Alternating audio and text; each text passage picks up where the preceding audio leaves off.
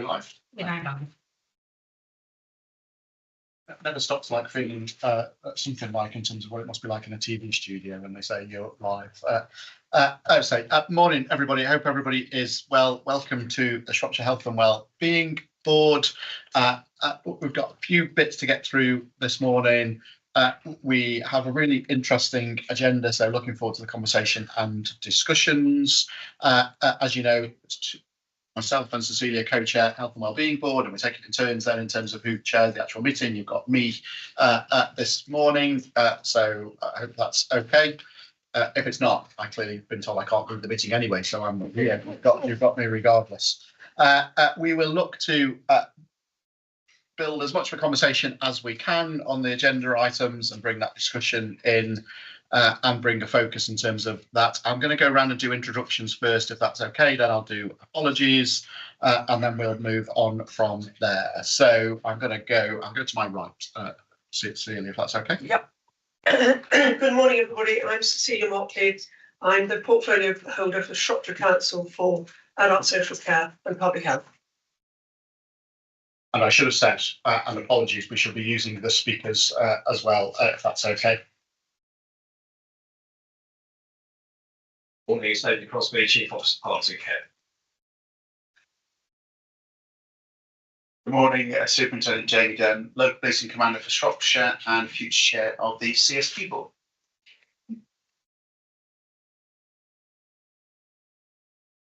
I'll come back, Naomi. So, Naomi. Naomi Roach, Happy Population in Shropshire Council for Health for Women's Health of Lead for Shropshire Health. Right. Lynn Corley, Chief Officer of Health Watch Shropshire. Morning all, Pauline Wolfson, Assistant Director for Integration and Healthy People at Shropshire Council and deputising for Fanny Mars, Executive Director for People Today.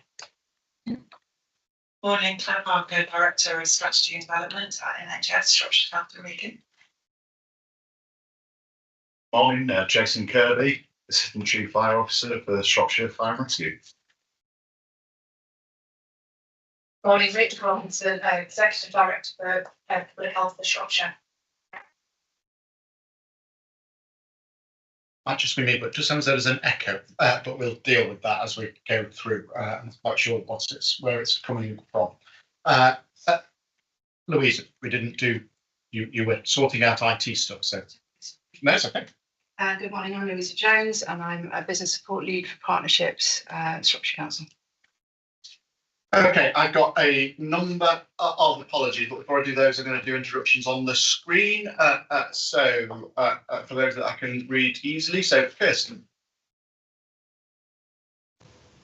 Good morning, Councillor Kirsty Hurst-Knight, Portfolio Holder for Children and Education for Shropshire Council. Thanks, Kirsty. And Ben.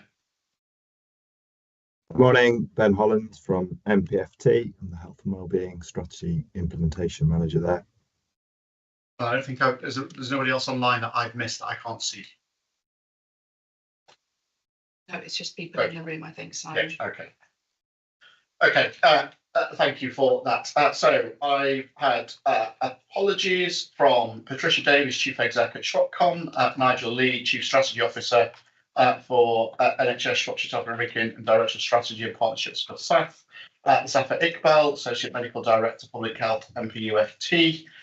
Carla Bickley, Associate Director of Strategy and Partnerships.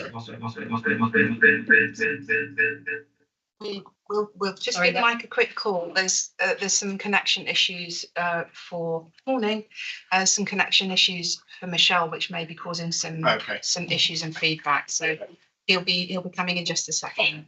Thank you for that. I've gone back to my 1980s mixing on the decks in terms of there. Now there's an image you didn't want on a Thursday night. So I'll carry on with apologies. Claire Horsfield, Director of Ops and Chief AHP, Shropshire Community Health. Penny Mason, Head of Joint Partnerships, Shropshire Council. Tanya Miles, Executive Director of People with the Local Authority. Laura Fisher and Laura Tyler. So quite a lot of apologies this morning. Any other apologies that I've not recorded or mentioned there? Not that I'm aware of, Simon. No. Good. you've already heard, and the echo is confirming it. We are live streamed and recorded, and both members of the public will be able to see the audio now as it runs. We'll also be able to watch it back as well, hence why they need to use the microphones, please, so we can make sure we can pick that up. And everything's okay? Yeah, okay, good.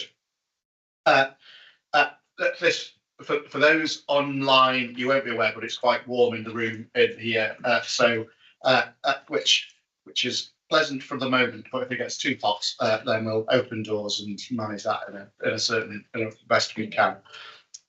Okay, minutes of the last meeting. Now, for those that will remember and can remember back into when we had the last meeting, we were struggling with the weather. And there was quite a lot of snow and ice. So we took the meeting online, but because we took the meeting online, we've then got to make sure, so that doesn't class as a formal meeting where we could go through the process of agreeing minutes according to the Constitution and the statute. So I've got 2 lots of minutes to approve, simply because the last meeting was done online and not done in person. So I'm going to take colleagues through those quickly, if that's okay.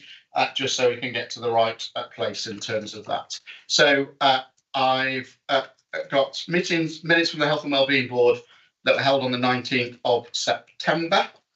Recognising that's quite a time ago now. Is there anything on those minutes where anybody would want to raise anything or say that's not an accurate representation? I don't intend to go through those on a page by page basis unless anybody wants to raise anything.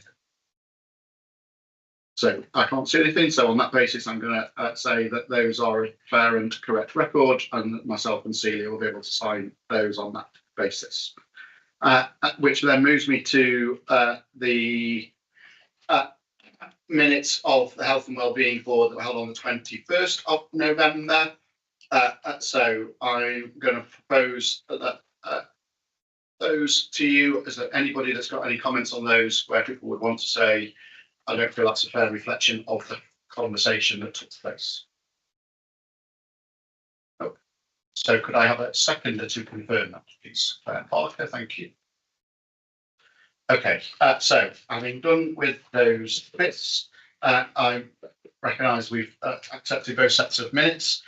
We've got on the agenda public question time, but I've not had any questions notified to me or through the channels, so we've got no public questions at this point in time. Okay, carry on like this, we'll be done quickly. Agenda proper, and the bits that we really want to get into the conversation and discussion about, I think. You will notice from the agenda that there is a theme in terms of the areas that are for the main conversation and main discussion, where we've looked to try and really bring a focus in terms of children and young people, and in terms of the youth strategy. I think our reflections at Health and Wellbeing Board have been where we try to bring 2 or 3 agenda items together that have got a similar common theme, that adds to the value of the discussion because it flows through. And so we try to do that again this morning on that and that basis. So we recognise there'll be an overlap in terms of some of this, and it will link in terms of where we're trying to get to and what are we doing and what the differences that we're making in this space. So I'm going to move us on to the first agenda item, which is the Children, Young People JSNA update. Rachel, we've got colleagues joining us. Are you introducing this item or are we going straight to Mark and colleagues? I'll just give a very brief introduction, if I may, Chair, please. Just to say we have got Mark and Rakiva online who are going to take us through the next sort of final chapters of our very comprehensive children's JSNA. A huge amount of work, huge amount of detail in each of these reports. I know they've been through very many committees now, so we're kind of bringing them through to the Health and Wellbeing Board for that final oversight and view of the findings, but also the recommendations, to introduce it in that way, if I may, and I'll hand over. I think Mark is starting off, and then I think Rakiva will come next. I'm assuming colleagues have read and seen iterations of this, but we'll just throw out some of the key points. Thank you.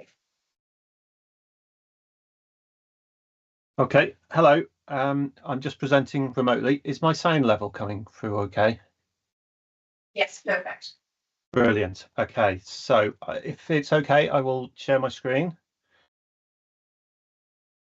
Okay, hopefully this has come out for you. Yes. Right, brilliant. Right, so I'm just presenting an overview of the Children and Young People's JSNA Pregnancy and Birth chapter. So I just want to go through some of the details that I've been looking at, and this is just providing the context. So you can see a number of chapters, topics that I've covered within this, but I've looked at a summary, I've looked at fertility rates, teenage conception rates, lifestyle factors, smoking status at the time of delivery, birth outcomes, breastfeeding rates, and I've looked a little bit at life expectancy and domestic violence. Mark, can you just pause for a second? Yes. We can't see that properly on the screen. We can see it's almost your screen. We can't just see the one slide. I don't know. Oh, okay. Sorry. Mark, if you can just share your screen and just run an ordinary, don't use PowerPoint share because it won't run on the live stream. Okay. So just get it up and then just run a slideshow. Just share your screen as normal.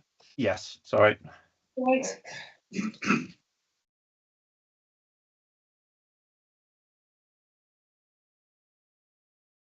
Right. All right.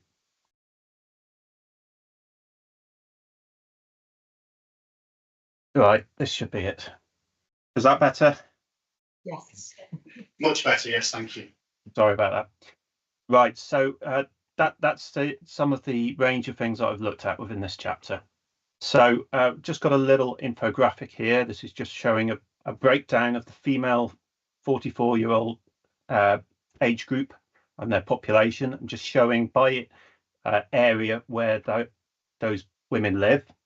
And I've just presented some key stats here that might be of interest, just as a summary of some of the data. And I've picked out some data and how it compares to England. So within this age group, we've got just under 50,000 women. And you can see 9.9% of women, expectant mothers, were smoking at the time of delivery. And we've got 18% of expectant mothers were smoking in early pregnancy. So there are just a couple of them. So what I've done within this profile is I've looked at some of the data that's publicly available on the Child and Maternal Health Profile on Fingertips produced by OHID. So this, like I said, it's publicly available. So what this enables you to do is look at all local authorities against England across a range of indicators. So as you can see, this covers quite a lot of indicators through the maternity journey. And there's some indicators on here that are slightly old. So some indicators for 2018-19, and then you've got some that are much more up to date. And there's a few indicators in here that they've changed the method of what they looked at. And where we are red on this spine graph, it means we are doing significantly worse than England. Where we're amber, we're doing similar to England, and where we're green, we're doing significantly better than England. So what I've done, a quick summary, these are the areas, according to that profile, where we're doing significantly better than England. So we've got low birth weight of term babies, premature births, baby's first breast milk, healthy life expectancy at birth for males, and then life expectancy at birth for males and females. And then where we're doing badly or worse than England, basically we've got early access to maternity care. So that's on there twice because they've changed the method. We've got folic acid supplements taken before pregnancy. We've got smoking in early pregnancy. We've got obesity in early pregnancy, and both of those are using old data, but that's because the more recent method, there's been some sort of data issue when it comes to submitting Shropshire's data, which we're looking into. And then we've got smoking status at the time of delivery. So what I've done in the full report is I've done in-depth deep dives into each of these red areas and also the amber areas. But just for the purposes of this update, I'm just going to do a deep dive into one of the areas we're doing really well in, which is low birth weight of term babies. So you can see, according to this data, compared to the other areas in the West Midlands, Shropshire is doing better than everybody in the West Midlands. We've got a lower percentage of full-time births had a recorded low birth weight. And again, compared to our comparator counties, Shropshire is doing quite well. And looking at trend data going back to 2006, Shropshire has always done better than England in this indicator, and significantly so in the last 3 years. Now, just looking at one of the areas where we're doing badly. Again, but I think something might happen to your screen. Oh, I can't. Oh, what's that? Are you working Trying to turn the volume on a Mac or on? Oh, I think that might be IT trying to turn the volume down slightly. So sorry. I think that's an external thing, not your fault. Okay. I've never seen that bit before. Oh, Mike, that we can see what he's doing. That would be great, Michelle. Thank you. In that other kind of way. It's absolutely fascinating. Reminds me of my years as a recording artist, but nonetheless, we could do without it right now. Apologies for interrupting you again, Mark, on this. That's all right. Sorry. Put it back on your deck, Simon. Do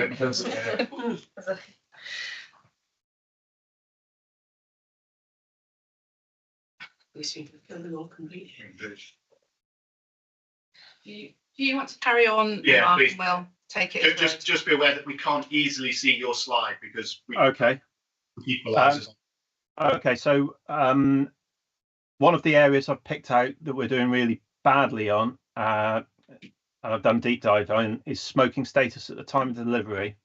So within this, I've looked at the most recent data that's in the OHID profile, and according to this, 9.9% of pregnant women were smoking at the time of delivery, which means that it's significantly above England's rate of 7.4%, and it's above the West Midlands regional figure of 7.8%. And that's the third highest in the West Midlands. And Shropshire is also ranked as higher amongst its significant statistical neighbours. Now, I've looked at the trends data within that, and I can see that Shropshire's figures of the entire period have always been above England's, and particularly in the last 4 years. But our percentage has been coming down in recent years, and the 2023-24 figures were the best that we've had on record, 9.9%, but that's still significantly above England's.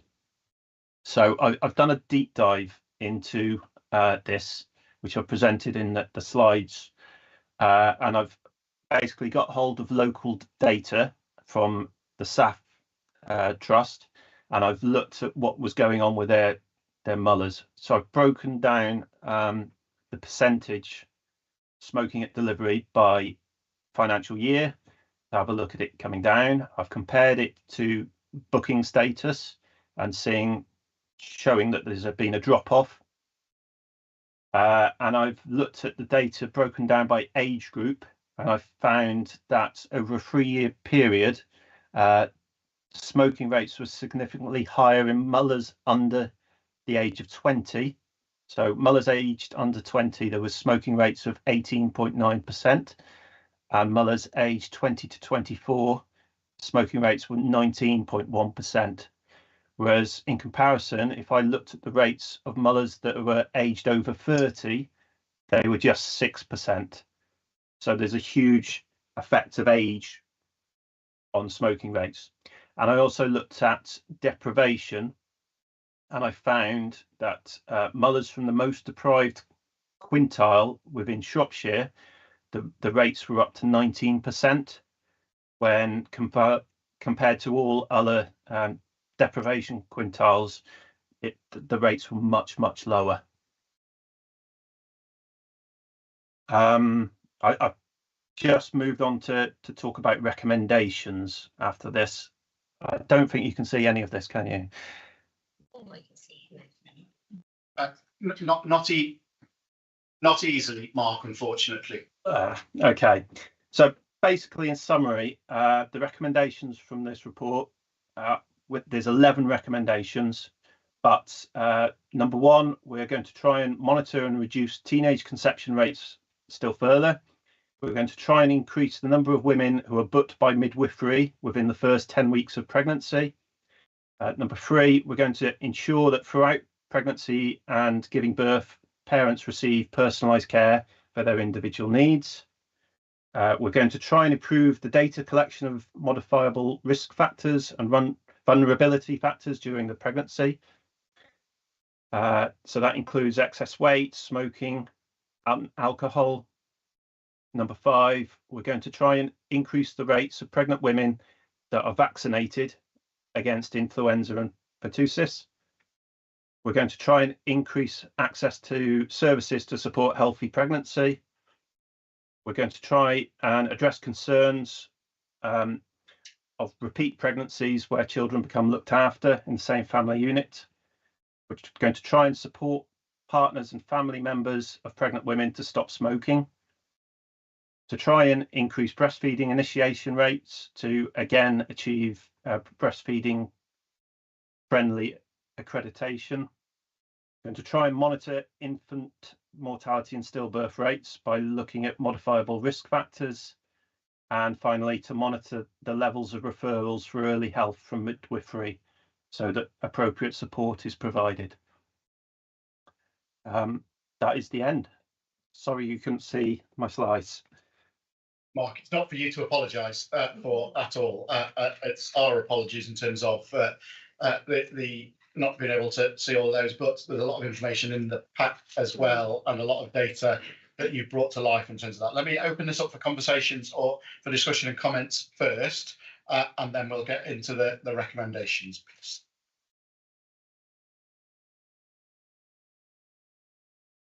Pauline. Thank you. Yeah, I just thought I'd add a little bit of context to how the recommendations have been pulled together. Obviously, Mark has shared what we discovered through the data, but these recommendations have also been out to a number of other partnership boards for consideration and also for sense checking, because the data only tells us so much, doesn't it? Sometimes it's what we don't know from the data that we also need to be mindful of.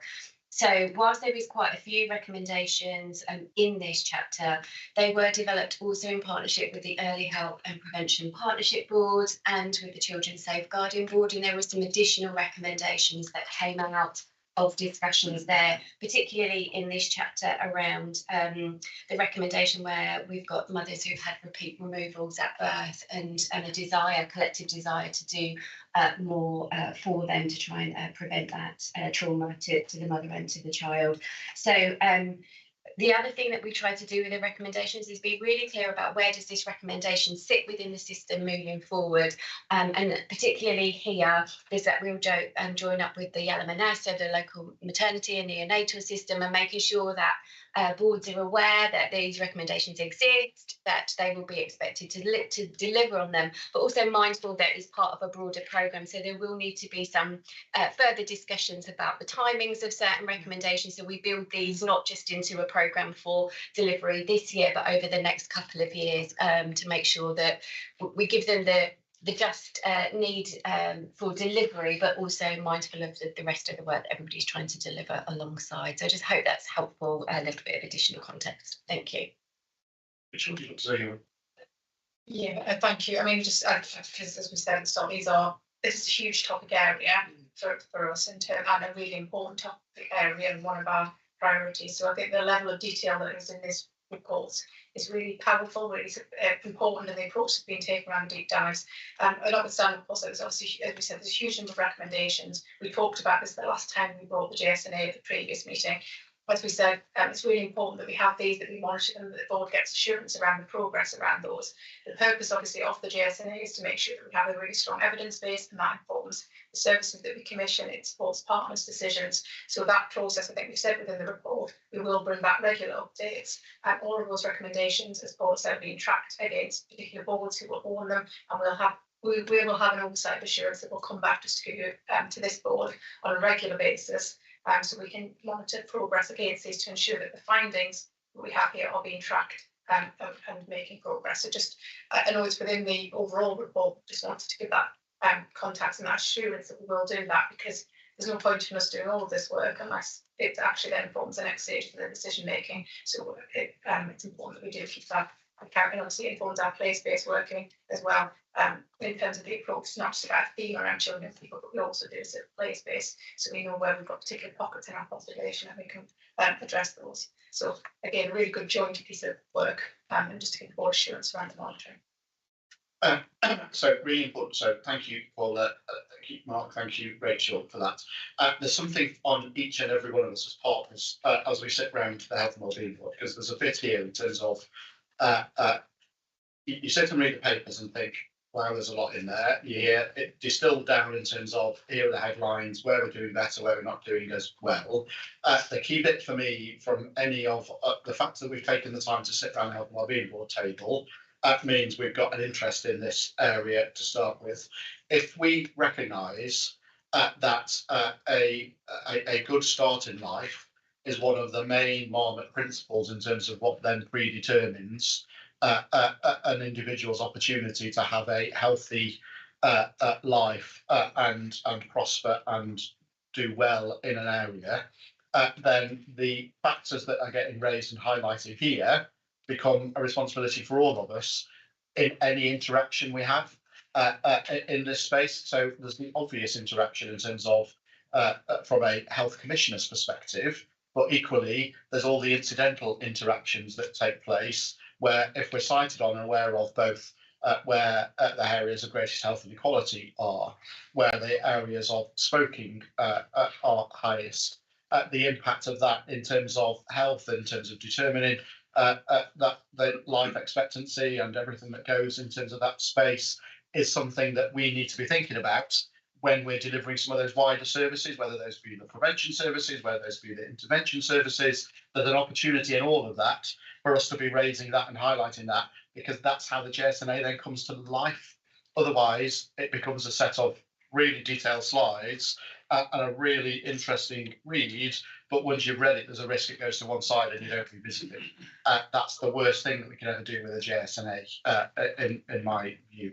So there's a responsibility on all of us to think about how do we bring this to life in the areas that we work in, and when we go back into our organisations and we go back into multidisciplinary working, what are the messages we're taking from this to take into that space. So Paul, Rachel, Mark, you've helped, I think, do that. Is there other information to be presented? Yeah. Sorry, Councillor. No, that's absolutely fine. I was just thinking on that point. This is a very important piece of work, and we need to be able to track it, I think. So would it be sensible for it to be brought back sort of every 6 months? Is that too short a time frame? Just because I think it's terribly, there's some really important things in here. And we need to make sure that we're making progress, because some of these are really vital areas. So I don't think we should lose sight of it. I think we should be really on it on a regular basis. We do that.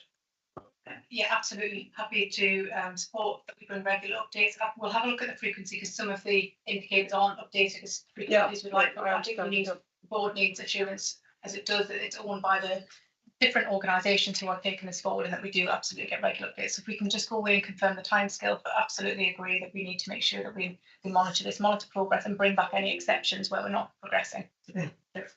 And again, Rachel, I think, and we can do this through organising and how we run these meetings. I think there's something about when we get asks to can this paper be on, can this proposal be on, almost thinking about how do we demonstrate the link back to responding to the findings in the joint strategic needs assessment. And I don't mean to go overly bureaucratic in that, but or kill all enthusiasm by governance, but having something that says, and it doesn't need to be children and young people, it can be whichever part of the JSNA, just having a link back into to say, here's how this is contributing towards, I think would be a helpful way that's more live than just every 6 months bring an update back. I don't need to do that as well, because there's a discipline within that, but also I think there's a way of saying, how do we make sure our papers and the work we're doing is likely to impact on the JSNA going forwards? I've got Go on, you respond to that, Rachel. Sorry, I absolutely agree. I think as we're developing our metrics as well, and we're going into the next session, the workshop, we're going to be picking up the SHIP and Health and Wellbeing Board metrics. We can embed some of this in that process as well. So it should all absolutely seamlessly tie together, but take that away. Bye. Thanks, Simon. I had a specific question, particularly around the access to folic acid preconception. Do we have higher rates of spina bifida because of that? So that's obviously why you take folic acid during preconception. And then just thinking about what the impact is then on families and people, because we're looking at this data and we're looking at, you know, particular indicators, but we've got to think about those outcomes as well and what impact that has on children and families. Rachel, Paula or Mark, who's coming in for that? I'll start. I think if you look at the recommendations, it's a really important point, Claire, and I think there's further work needed. One of the recommendations is really focusing on improving the data collection at booking, and I think we've got work to do there to really robustly monitor what the actual level is, and then what the actions are then that will move forward. I think there's a really strong link with the Women's Health Hub work that Naomi's leading. And how we can make sure through those women's health hubs we get that preconception information out to mothers to be about the importance of taking the folic acid. So I don't think we know fully the answer to your question, but I think that we've got to now, as part of this moving forward, unpick that and make sure then that we've got the right plan in place through the LMNS. Thank you. I think it just shows that actually where we do that collaborative community neighbourhood working, how important that is. I know as a former community pharmacist, that was one of the things that we did as a public health message. So actually working together, and it's wider than the scope of the women's health hubs, but that's what we should be looking at. So I think it's incumbent on all of us to think about how we weave this into our work going forward. And if we think about our work with dentistry, with community pharmacy, as well as then general practice and life visits, how does that's what I meant by how does this get out into different places, not just how does it sit here in one bit, because there's different interactions where we can add value, and we should be thinking about all of those bits. Lynn. I was just going to raise, obviously I understand that the JSNA is based on the available data, but I'd also really like to hear some of the stories behind the data. And understand the public's experience, not just of how things are now, but also these new services. So I'd really like Healthwatch to be part of working in partnership with you to get those voices heard. So to really understand why these things are happening. That's a really helpful suggestion, Lynn. And go back to that bit of how do we get the balance between what does the data say versus what does that mean in Shropshire, and how does that get brought to life as well in that space? So thank you for that offer. I'm going to keep us going because I think, Rakita, are you expecting now to come on and present? And have we got the presentation bit sorted, or is this a see what happens when the screen comes up and I'll decide whether I'm carrying on mixing? Hi everyone. Can you all hear me? Yes, absolutely. Yeah, perfect, cool. I'm going to share my screen. Hopefully you can all see it clearly.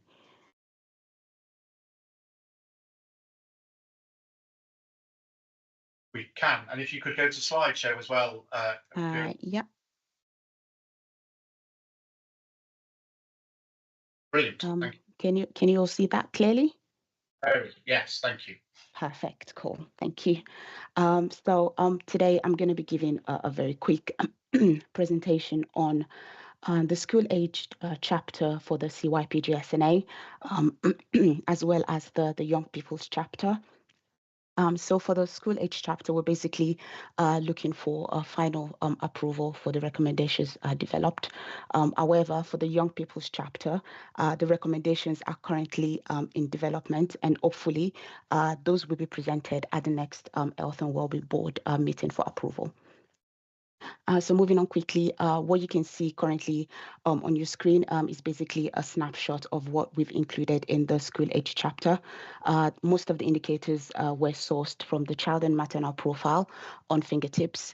and the indicators have been split based on school-aged years, and they broadly cover indicators such as accidents and injuries, mental health, obesity and physical activity, school readiness and education attainment.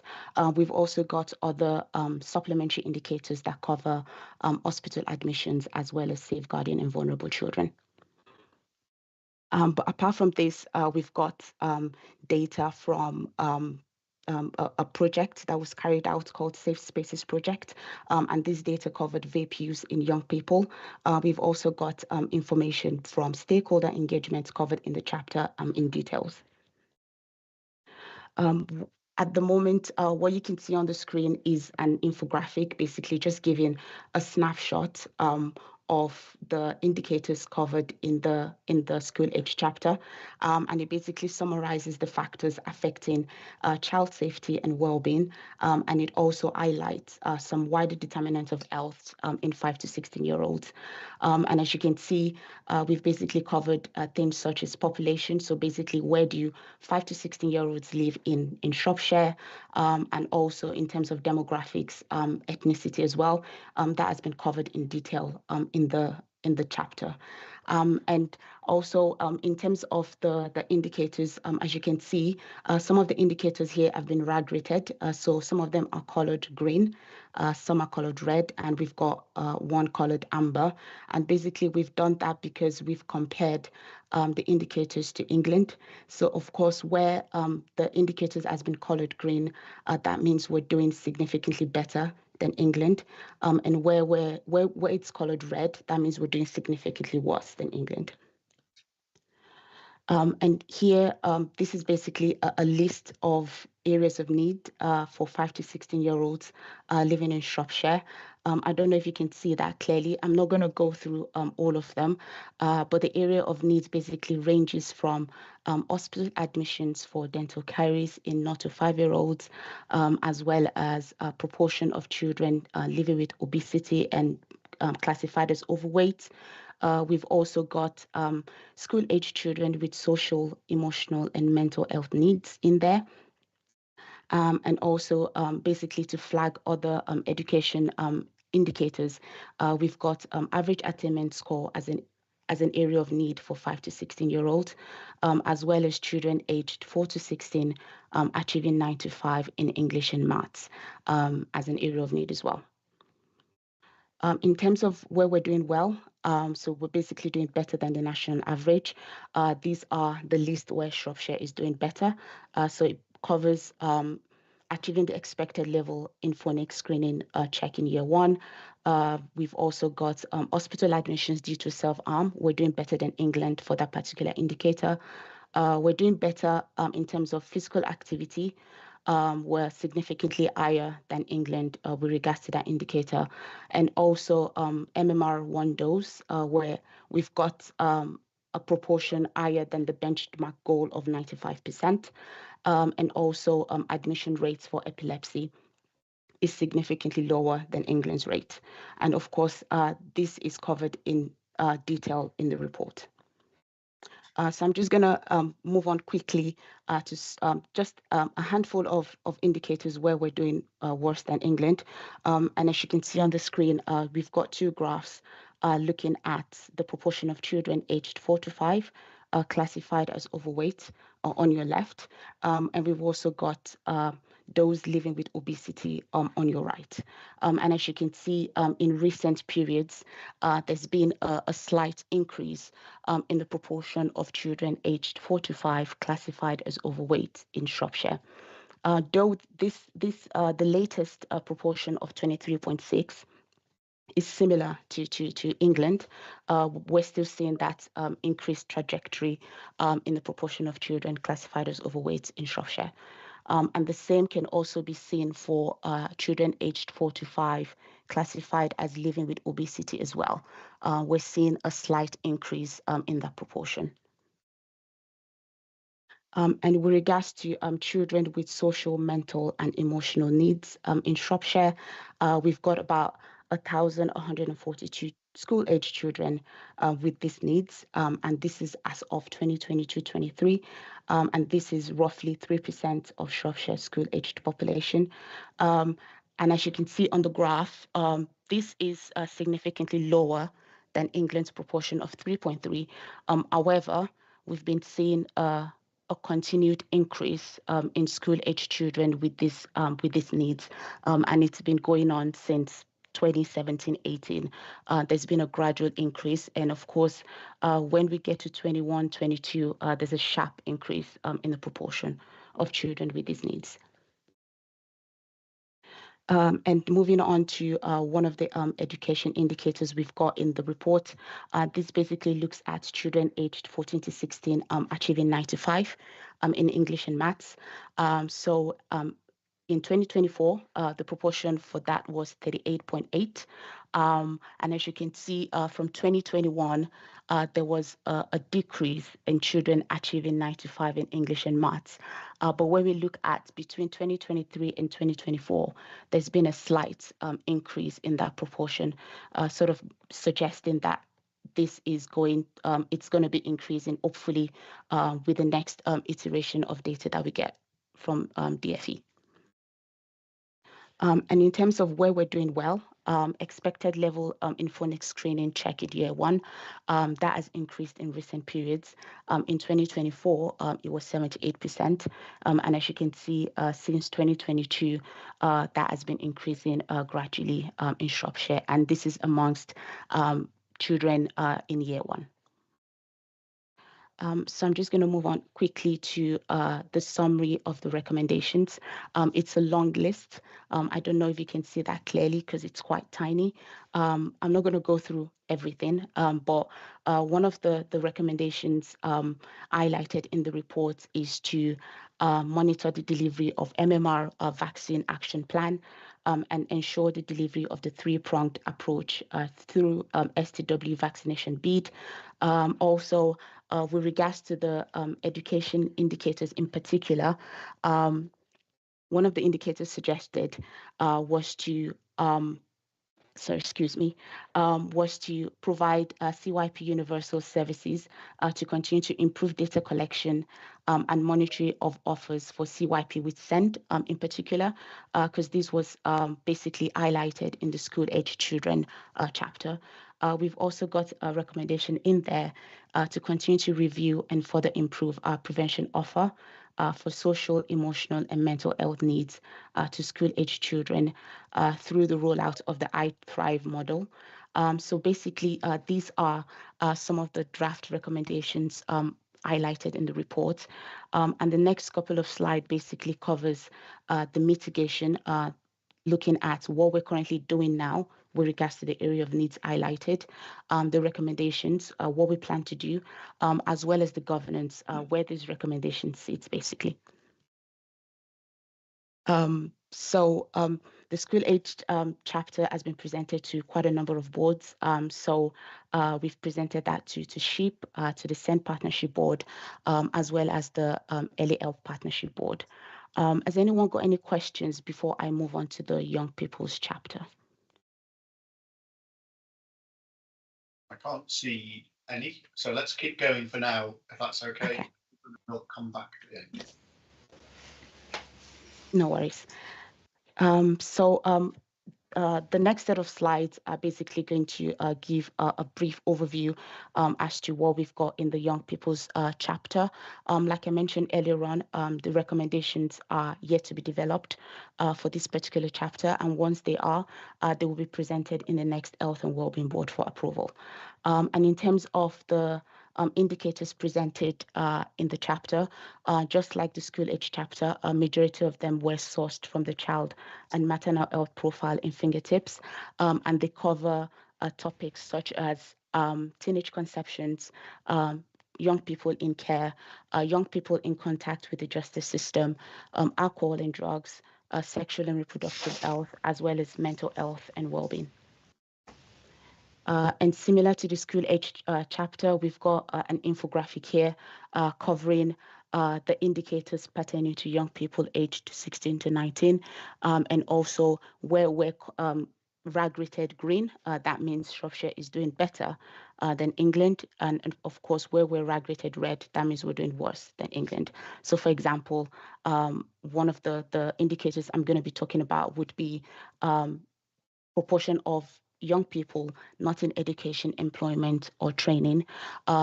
With that particular indicator, Shropshire is currently rag rated red. So that means we're doing worse than England. And here are the list of areas of needs for young people, and more detail on the trends and analysis can be found in the report. And of course, we've got indicators such as proportion of young people not in education, employment and training, children in care, so that's not to 18-year-olds, children in care. We've got chlamydia detection rate as well, admissions for asthma in young people, and we've also got the average attainment age score as an area of need, as well as level 3 attainment in 19-year-olds.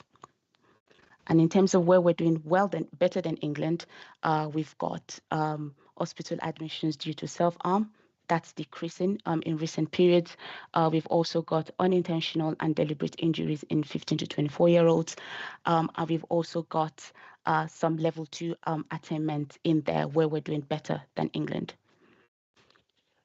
And moving on quickly, in terms of 16 to 17-year-olds not in education, employment and training, that's about 7.9% of Shropshire young people fall into this category.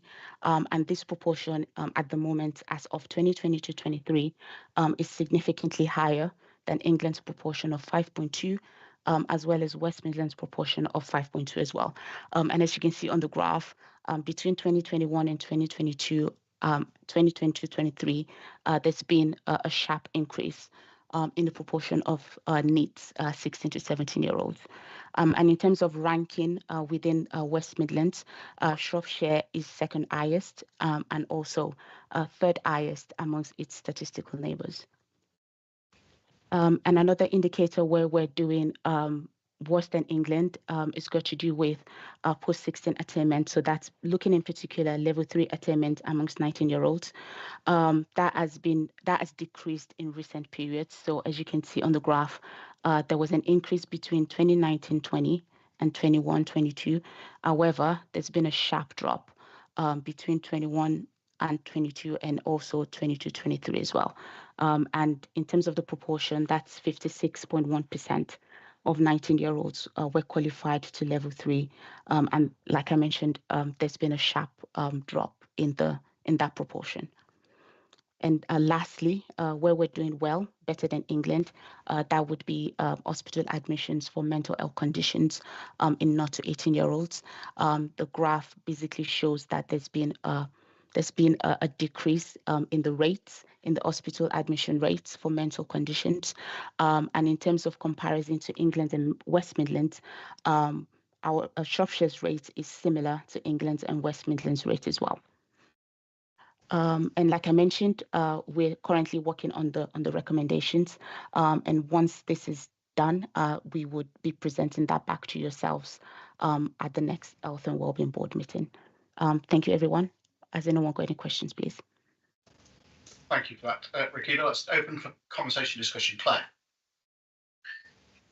Thank you. Both presentations have been extremely helpful. I suppose there's a couple of comments from me. I think we do need to use this data as we look at the recommissioning of our CAMS and VU service to make sure that we're absolutely nailing where the need is when we do the reprocurement. And then the other comment I'd like to make is that I'm doing quite a bit of work with the Office of the Police and Crime Commissioner, our colleagues in Hereford and Worcestershire and across West Mercia around the youth justice and the health input into that. So again, this data would be extremely useful to take into that conversation to make sure that we're delivering the need for that group of young people as well. So just a couple of comments around that. Rachel. Just going to add to that, in terms of the community safety work and the children's safeguarding, this could be part of the presentation, as you'd expect, that we are given to that to the groups who are meeting, to make sure absolutely we are pointing our resources in the right place. We have the ability to track some of this. So I'm looking at Jamie, because I think Jamie and myself, we're going to be presenting that in a few weeks to one of the workshops to engage, to spread the message across the workforce, but also to make sure that this is targeted in the right way. So I think your challenge, Simon, like making sure that this is embedded within all of our practice, we're pointing in the right directions, just to confirm some of that we have in our community safety work stream as well. And Kirsty online, and as portfolio holder, I was going to come to you anyway to try and pull all of this or help us pull all of this together, but you put your hand up anyway. I've got a whole host of notes, a huge amount of work, so thank you. I don't want the board to sit back and think that we've just accepted this, because behind the scenes there's so much work going on, especially around the NEAT figures. Very difficult to move young people around Shropshire, but we've worked with our transport and public transport, and we've done a whole host of, we had National Apprenticeship Week, didn't we? I'm looking at how our young people have changed post-16 options, which has been a real shift in Shropshire. So maybe that's something to bring back to the board. Again, we've done a whole host of work on safeguarding and child exploitation, which has been quite visionary, really. And so maybe we need to get some updates around that. And then one of the slides you alluded to, exclusions, and again, we've done extensive work with Shropshire Virtual School and supporting schools and especially secondary schools around that. And again, when I started this, we had one option for alternative provision. We've now got several. So I just feel like I'm in meetings where I know there's some updates to be had to this. I just wanted to give some reassurance to the board that not one of those recommendations have I sat back and thought, oh, we're not doing anything about. Does that make sense, Chair? It does. Thank you for that, Councillor. Any other, Paul? Yeah, thank you. I think reflecting on the discussions this morning, particularly about the recommendations and where they sit and how we're going to be assured on them as a board, I think when we have the conversations this afternoon about SHIP as our place, partnership, I think we should think about what is the role of SHIP in terms of these JSNO recommendations, particularly for children and young people, because I think they could have a stronger role here in terms of supporting both the assurance, but also making sure the whole system takes on a role for delivery of the recommendations. So I just wanted to suggest that we give some thought to that this afternoon. Thank you. Thank you for that. Any other comments, questions, anything from anybody that's online? I can't see any other hands. So firstly, Mark, Rakiva, team, just look, the amount of work. I recognise that you've gone through quickly the chapters, but that doesn't do justice to the work, as Kirsten mentioned and Rachel's mentioned, that sits behind all of this. There is a risk that we sit here and receive it and feel somewhat overwhelmed by the data that's in front of us, because the amount of data that exists and that's there. And that's why I go back to our point of, we've got to distill that down to a, what are we focusing, what are we targeting on, what are the areas where we should be bringing our attention to. And so I think with Cecilia's proposal of when does this come back and how do we track it, and also that focus of let's think about future papers that come to the Health and Wellbeing Board having a link to, and it doesn't just mean this part of the JSNA, any part of the JSNA where we're showing we're targeting the areas where our evidence is and the data shows that we're not where we would want to be. I think that helps to bring it to life. Combine that with the offer from Health Watch with Lynn in terms of how do we bring some stories into this space, that is always going to help to bring that to life. I'm going to shortly put forward to the board that we accept the recommendations as drafted, but I just want to make sure that we are working in that space of having received a lot of information. It's about how do we distill that down into intelligence to influence how we work. I've heard a couple of examples of how that's getting taken forward, and that's positive and important.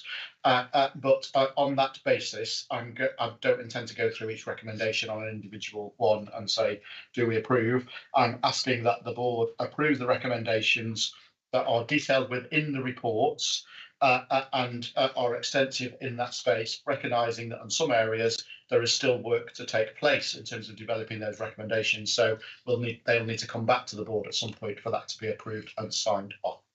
People happy to support that? Yep, I think that's very sensible. Yeah, seconded. Thank you. Okay, thank you for that.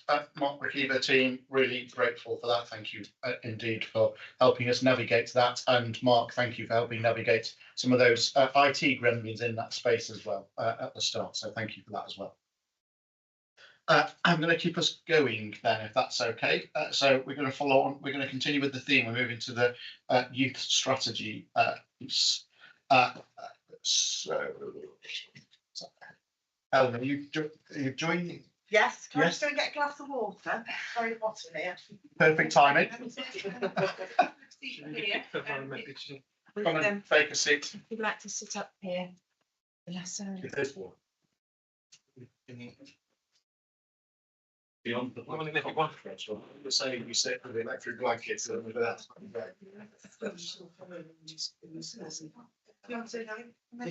Oh, right, okay. There we go. And then you. I'm looking at my colleagues in uniform. But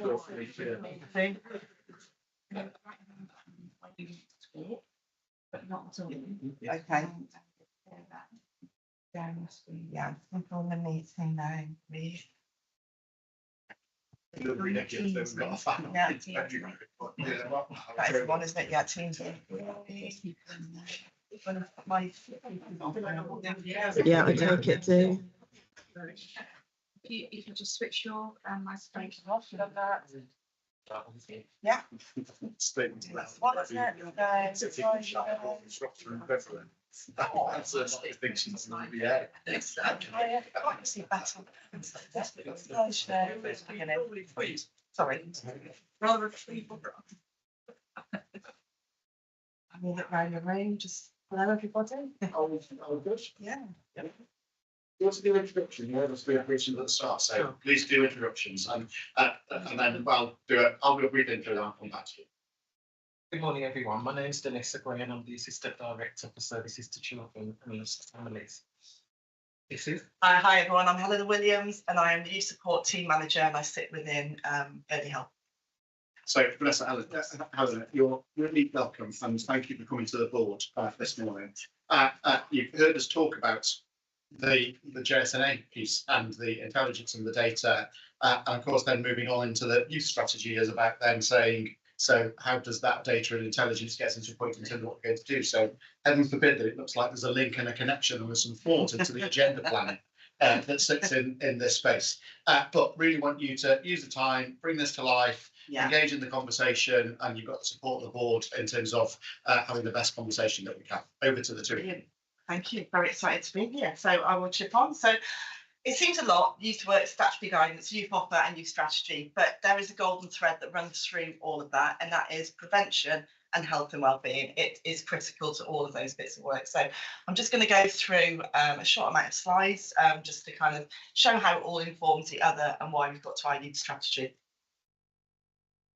So just kind of an understanding of what youth work is. I think a lot of the time youth work is seen from the outside, it's perceived as just playing pool with young people and engaging, but it has, if you strip the layers back, it has such much more depth to it. So, you know, youth work is a really dynamic journey of empowerment with a lively, engaging, transformative approach. That is in essence what our work is for young people. We focus on support and guidance, building skills and confidence and getting them critically thinking about things.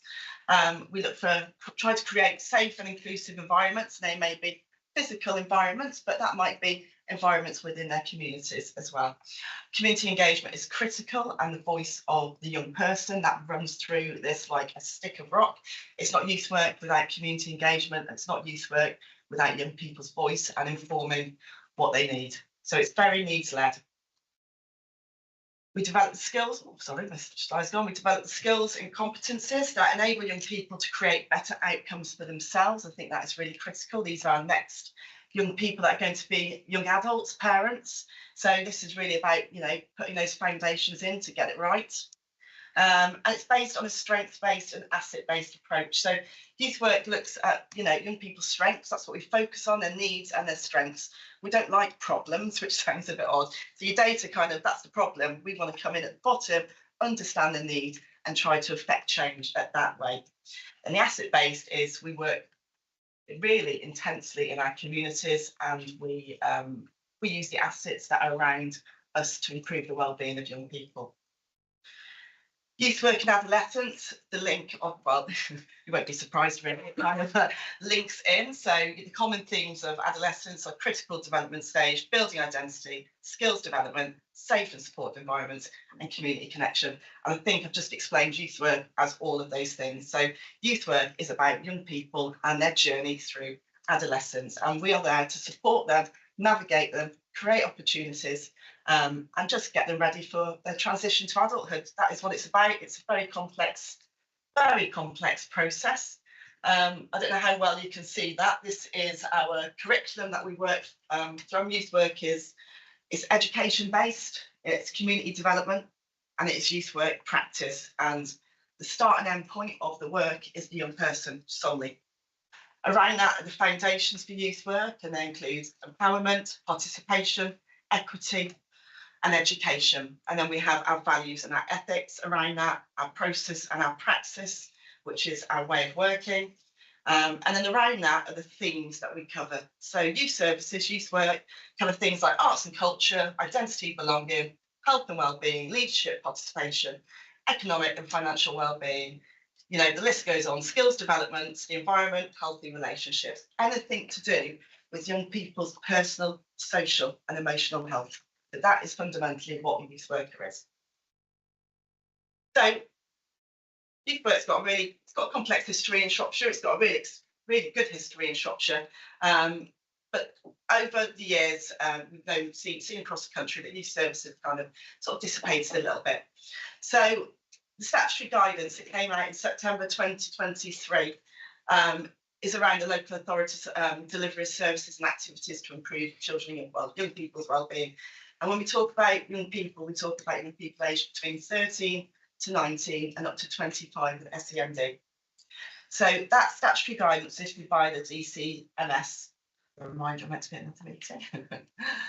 The guidance was set out to provide greater clarity of what is required and specifies the need for quality and effective practice delivered by qualified youth workers. So it's not about the local authority delivering all the work, it's about how we can work.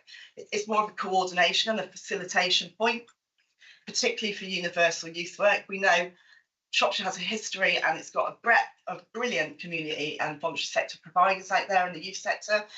We have SYA, we have people like Bright Stars, we've got the For All Foundation that are coming through. But what we know, we don't have a coordinated offer for young people in Shropshire. So that sometimes means that you might have, if you're familiar with Shrewsbury, you'll know Monkmore has a brand new youth centre, which is amazing for young people in that locality. But you might go over to a different side of town and there will be no facilities and there'll be no provision. So this is really about understanding the landscape of what we're in now and looking at how we can work together collaboratively to move forward. So that is fundamentally what we're going to be doing. The key points from the guidance were that we must promote a local youth offer. Provision must include leisure time activities which are for the improvement of young people's personal and social development. However, the youth offer can be much wider than that. And local authorities must determine what activities and associated facilities should be available for young people in their areas. So that's spaces and places. Section 507B of the Education Act, we must consult with young people in their area on their current provision, need for additional activities and facilities, and access to activities and facilities. And that's been our starting point to work with young people. And I'll talk a bit more about that in a minute. So don't be deceived by these blocks because there is so much work behind each and every one of them. But this is how we're going to do a really, really robust needs assessment with young people and with the VCFS and our town and parish councils, who are incredibly important as well to this. So we're working on the top 3 squares at the moment, and the ambition is really to understand what life is like for young people in Shropshire at the moment, and then collaboratively look how we can work together to develop a local youth offer plan. And it would be really good to bring that plan back to this group when that time comes. But there's quite a few blocks to go through until we get to the youth offer, and we have a duty to promote that youth offer on a website, on social media, whatever methods young people use really, and we need to understand with young people what that looks like and what they would access, so they'll be able to access the best from their youth offer. What's sideswiping up at us a little bit at the moment, and we're just trying to get our head around it, is there's a lot of change to youth and young people coming in at the moment, and it's coming in quite quickly. So the national government kind of announced that universal youth provision is really going to feed kind of trying to drive down some of the issues that young people are facing at the moment. And there's 4 government missions that they've got. One is around opportunity, so making sure that young people have access to youth services that has positive impacts on their personal and social outcomes and their academic attainment, because there is massive links that if you have a good youth offer, it increases young people's attendance in school by 12%. So there's some really good statistics coming out to inform actually the importance of having that community-based youth offer for young people. Taking back our streets, so we know, and evidence tells us now, that the disinvestment of youth services is correlated to increases in youth offending, bike theft, shoplifting, and possession of weapons and offences. And with the NHS, this is I really like the statistic, is individuals who participated in Scouts and Girl Guiding as children had 80% lower odds of having a mood or anxiety order by the age of 50. That's impact, isn't it? And then economic growth, which probably links into what Ricky was saying before about NEETs. Young people who have participated in Football Beyond Borders were 10 times more likely to pass their GCSEs than their peers. So Football Beyond Borders is a project to work with young people that are, well, yeah, they are potentially to become NEET. So that's what the missions are. Things are changing really on a daily basis nationally. So there is the report, Today's Youth, Tomorrow's Nation. That's going to be coming out in the spring this year. And that's a culmination of extensive engagements with young people across the country and the youth sector. That's been co-produced with young people at the moment and will inform the National Youth Strategy. That will be launched summer 2025 this year. So there's quite a lot going on. There's also the new Local Transformation Fund and Better Spaces Funds that's going to be coming down to build back youth services.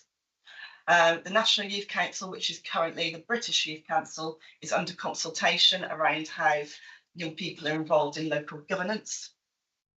The Youth Work Qualification Framework is changing. Obviously, the need for youth workers has decreased over the country and there is a national shortage. So I think that's probably going to start looking like the step up to social work a little bit. So to get more youth workers back into communities and working with our young people. National Citizen Service will wind down this year. And then we've got the Young Futures Programme, and that supports young people. There's young people that are really at risk of youth crime, mental health challenges, exploitation.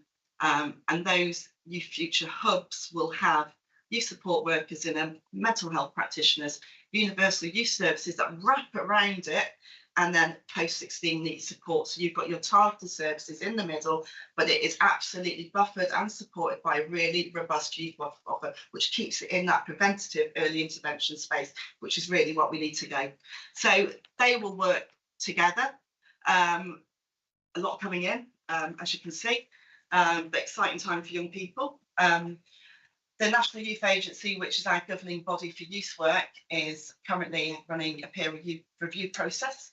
So local authorities can see how they are developing their youth offer. And that's something I hope that we can have going forward in the future.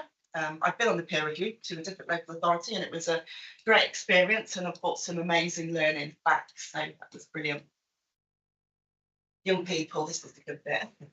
So what young people are telling us, young people are very articulate when you ask them. They know what they need and we should be really listening and we should be creating services that are informed by what they are telling us. So I'm a youth worker, so participation runs through me like a stick of rotten bread. So we've got the youth offer that young people are, this is what they're telling us they need at this point. They want to provide safe and inclusive spaces where they can socialise, learn and grow. Quite often young people don't feel safe in their communities. Quite often I think that's perception because what they're seeing online, that might be somebody that's holding a machete in someone else's bedroom, that can really sort of stop young people going out and being outside. And young people, they're adolescents, they have a need to be together, you know, and what we have created, I suppose, all across the country is a bedroom culture. From a survey we did in late 2023, and we're due to do again this year, I think it was 70% of young people stay in their bedrooms in their free association time. And if you think of free association time or not being in a formal education setting as 85% of waking hours life for a young person, that's quite a significant time in a bedroom or being isolated. I know they're interacting in different ways, but it's getting the balance of kind of actually socially interacting with people directly and then kind of digitally. So we know young people are living very hybrid lives at the moment, a bit of both. And that's the new world that we're in, and that's the world that we need to respond to. They want something where they can have accessible and affordable activities that cater for their interests and needs, but they want to inform what that looks like. Delivers quick and effective mental health support from trusted professionals. I would really like to connect, because mental health, we pulled out, alongside doing the survey, we did the other bit of the work, which is the quantitative work. So we undertook focus groups we took 3 secondary schools, North, South and Central.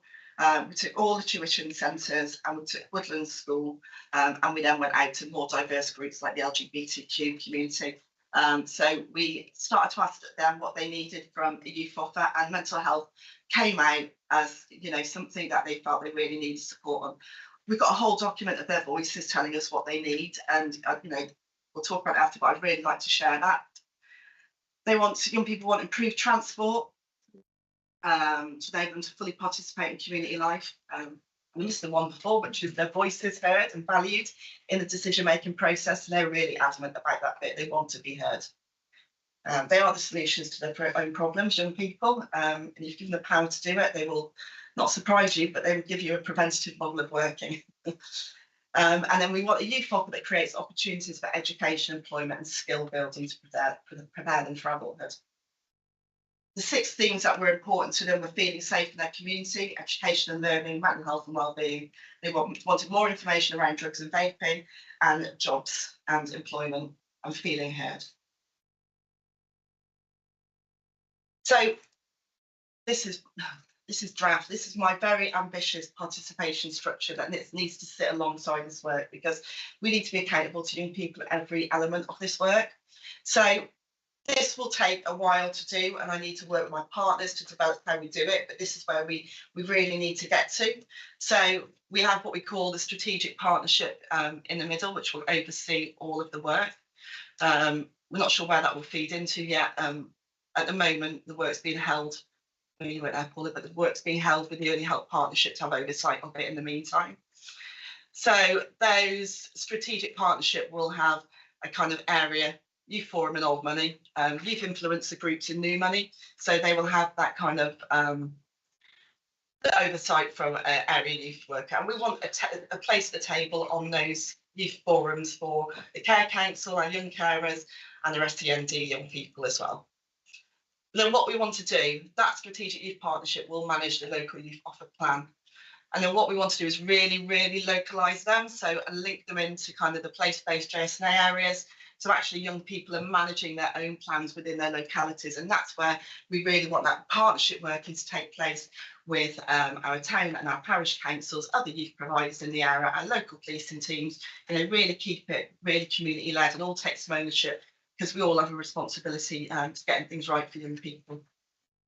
And then, so we'll move from the bottom all the way through to the strategic partnership, and the members of Youth Parliament currently sit outside of a local governance structure. They sit with SYA, and we are currently in conversation with them about how we can bring that back in under a local government structure. So what I want to do is kind of, you know, have this development of the youth offer that runs through that, and that collaboration where there is communication directly from communities up into wider decision making, and that's kind of the ambition for the structure. There's quite a lot to do in that in terms of getting the young people around the table and coordinating it, but that's where, you know, hopefully we'll start to look at how the youth strategy can start to kind of bring those partnerships together. And I think a lot of that work's already been done from Community and Family Hub, and we can link into that work. And just on participation, it links over to participation strategy and aligns all of this work does. I don't know if you want to say something about that. Yeah, just just to really update board really on where we're at in terms of participation across the wider council. I think Helen has kind of articulated that really well around the voice of children influencing the development of services, and that really aligns with our statutory duty to get their voices meaningfully influencing services. And so we refreshed within children's services, we've refreshed our participation strategy, which is going to council in March. And as part of that, we set up in December the impact board, which I chair. We've called it an impact board because participation is critical, but also it's more about the outcomes and what we're achieving in line with that. So we're really in the early days really of setting this up. We've had two meetings, the third one's happening as we speak. So really at the start of this journey. So we're just setting up the work streams, and we're also at the point of involving partners as well, so getting partners on board to influence this work going forward. Thanks, Vanessa. And then just finally, around the new strategy priorities, this new strategy is a placeholder. So it's only it's for 2 years up until 2026, just because we know there's a lot of work that's coming through from national. But our priority is really to understand the landscape and understand what young people mean. I think that is the critical part, is that needs assessment. It's quite a big piece of work, but I think it's going to give us a really good insight into what lives are like for young people in Shropshire. I think that's really important. And it will focus on developing the youth partnership, continuing to build the workforce with youth work and young people's active engagement. So those are really the foundations for the youth offer work. So yeah, and the next one will be co-produced with young people, because that participation structure will be in place. So I hope you can see how I've weaved it all together. I know that's a bit of a whistle-stop tour, but I am very excited for young people. I am very excited. I've worked in Shropshire for 25 years with young people, and I'm excited. So thank you. So Helen and Vanessa, like your enthusiasm and energy comes through. And that's really important, actually, in terms of this. So thank you, and thank you for bringing it to life. I'm sitting here listening to you and thinking, this is where I, as a Queen Scout, let the rest of the committee decide where you think I am on my journey to 50 or beyond, and where you think I might be in terms of anxiety. But I'll leave that open for everybody to have a conversation, debate in terms of that. So, Lynn, I saw your hand up go straight away, but then I'm also going to be interested in terms of Jamie and Jason, in terms of your views from the different services in here, in terms of the importance of the youth space as well, and the youth offer. But Lynn. Right, I'll try and be quick. Hi. Hi, I'm Lynn, and I'm Chief Officer of Health Watch Shropshire. So CYP is hugely important to me, you know, background, children and family social worker, but also teacher in FE. So a few things just to think about. For me, there was something about the connection with FE in the work that you're doing, because I know that the local providers were struggling with access to support post-pandemic, and so I'm really keen to understand what is now going in to give those young people a voice.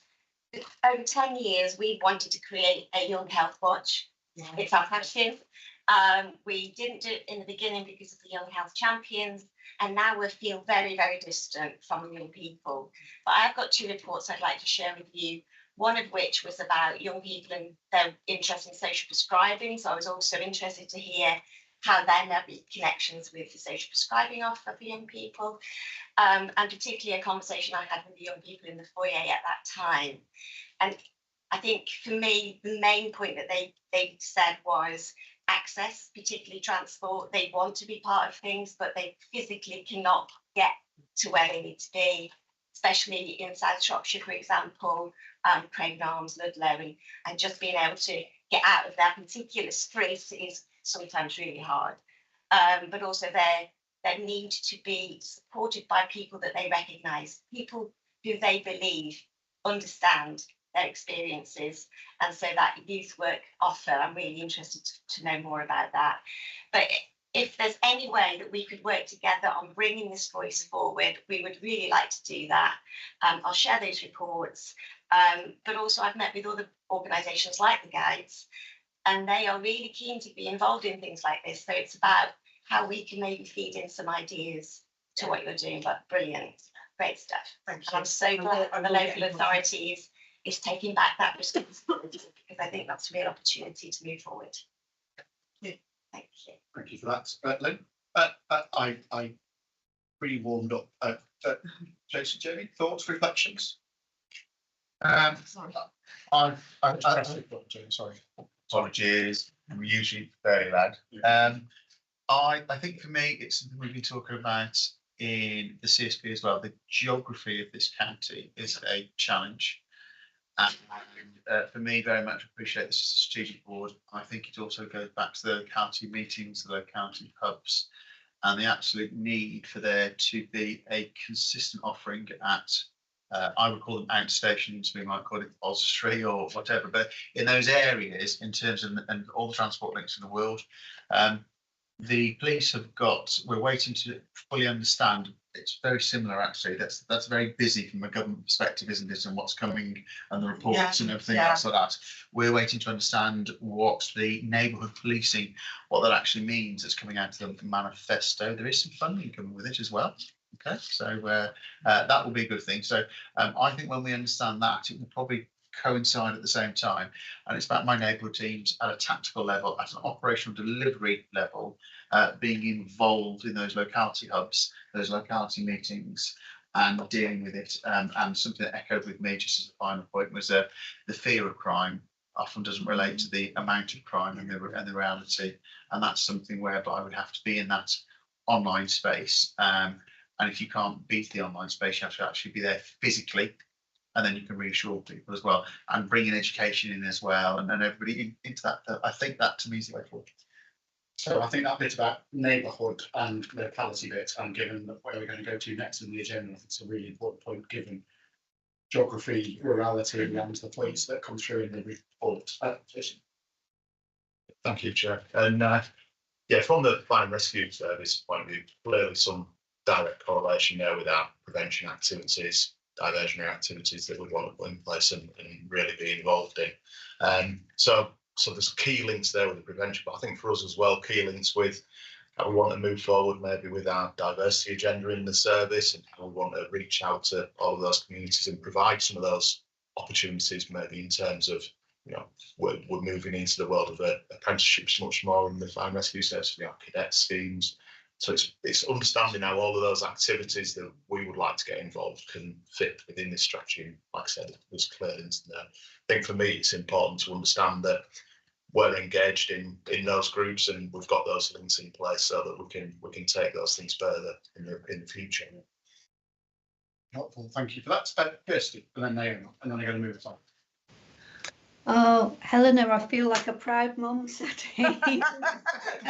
Right, I'll try not to mush too much because I feel like I'm mushing. It's coming towards the end of my portfolio holder role. So, Helena, you probably won't remember, but 4 years ago when I took up this post, huge privilege, but we had a chat on what was then the Queen's Landing about how we would shape youth work and what your vision was and all your wonderful ideas. And I just feel like today is a real sort of landmark where we go, young person is front and centre in the decisions that we make, the collaborative working, and it's so important.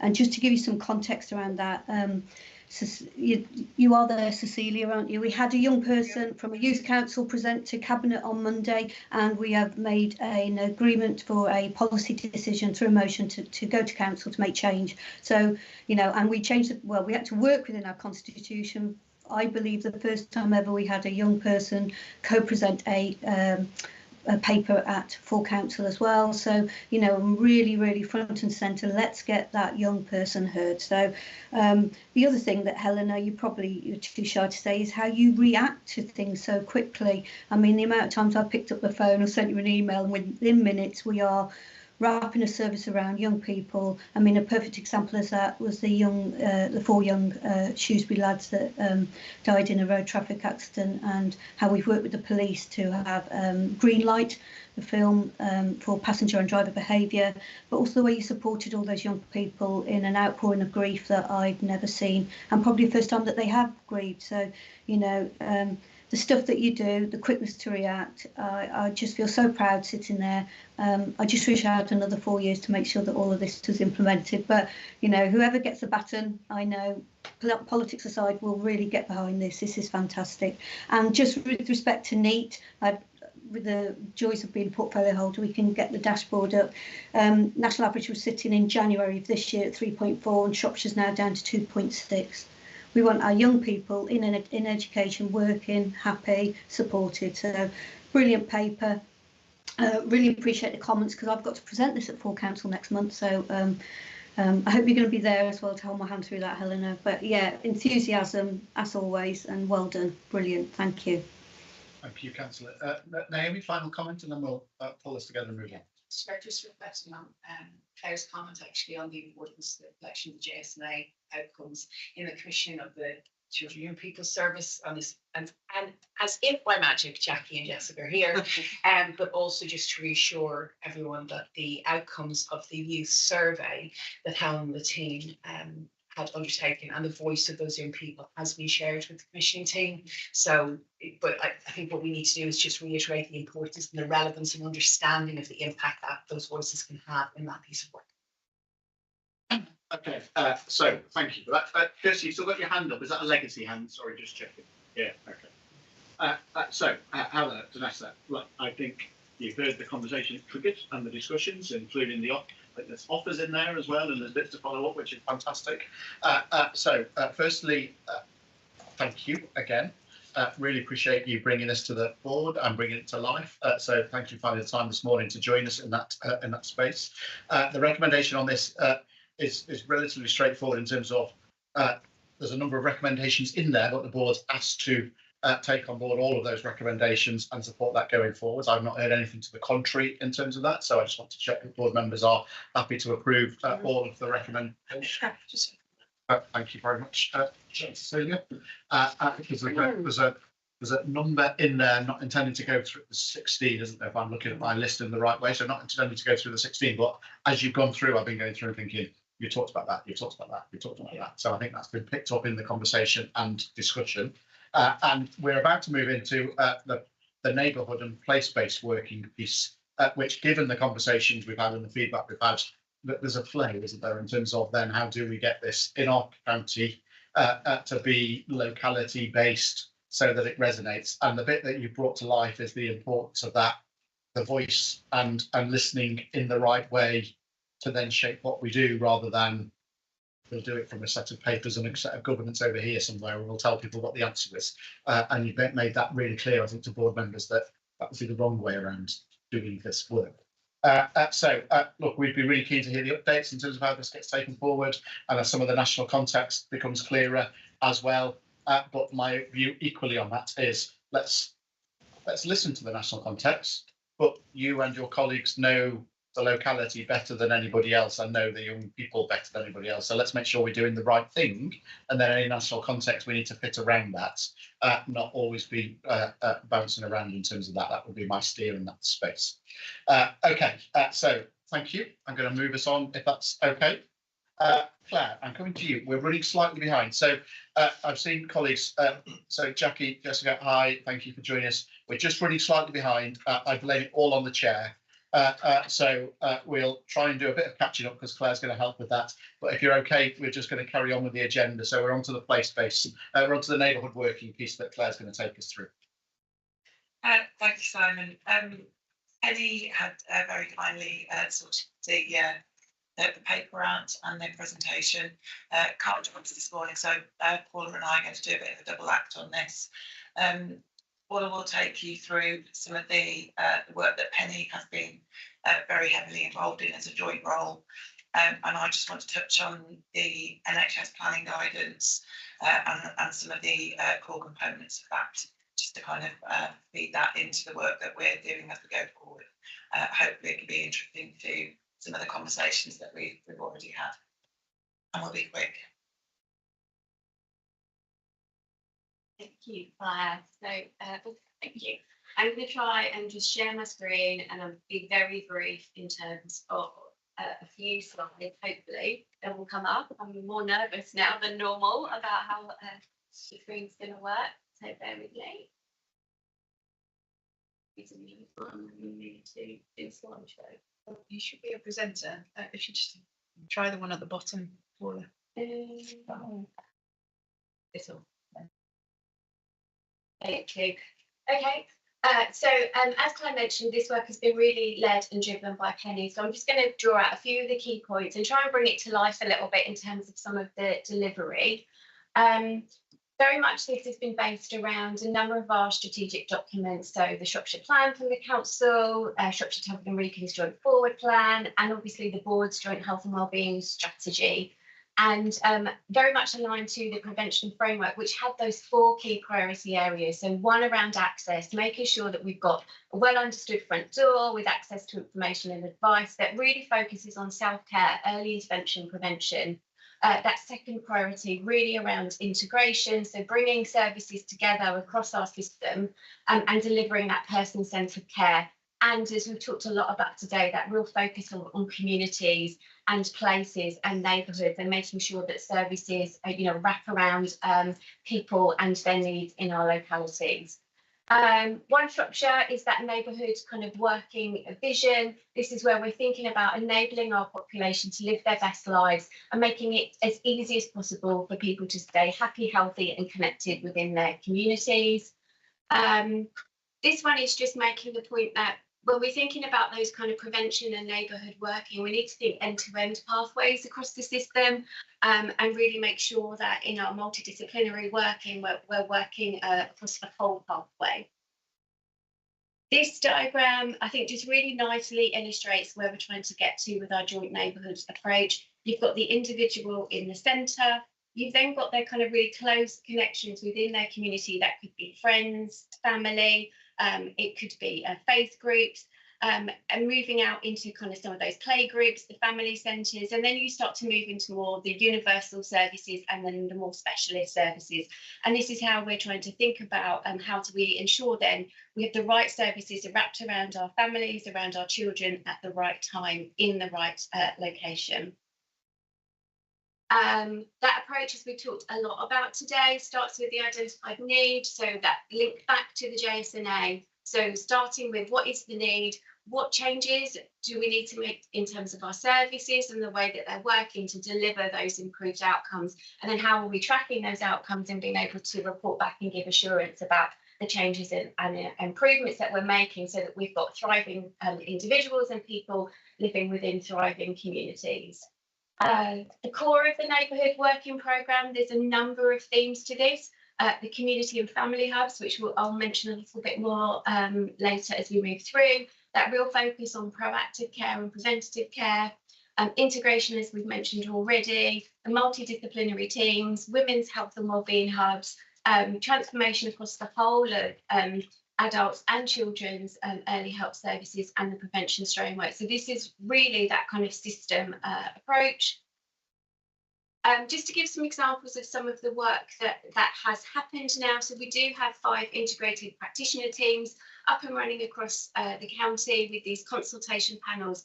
That's an opportunity for any frontline worker to come and talk to those multidisciplinary teams about children that they've got concerns and worries about, to make sure that we wrap that early intervention and prevention support, but also where children may need a more higher level of support, that they get those within a timely way. Delivery of community and family hubs, which we'll come on to now. So this gives you a sense of the core offer within our hubs. So this is about thinking about those core services which will support from a needs assessment, but also then thinking about what else does that community need to best respond to the issues at place.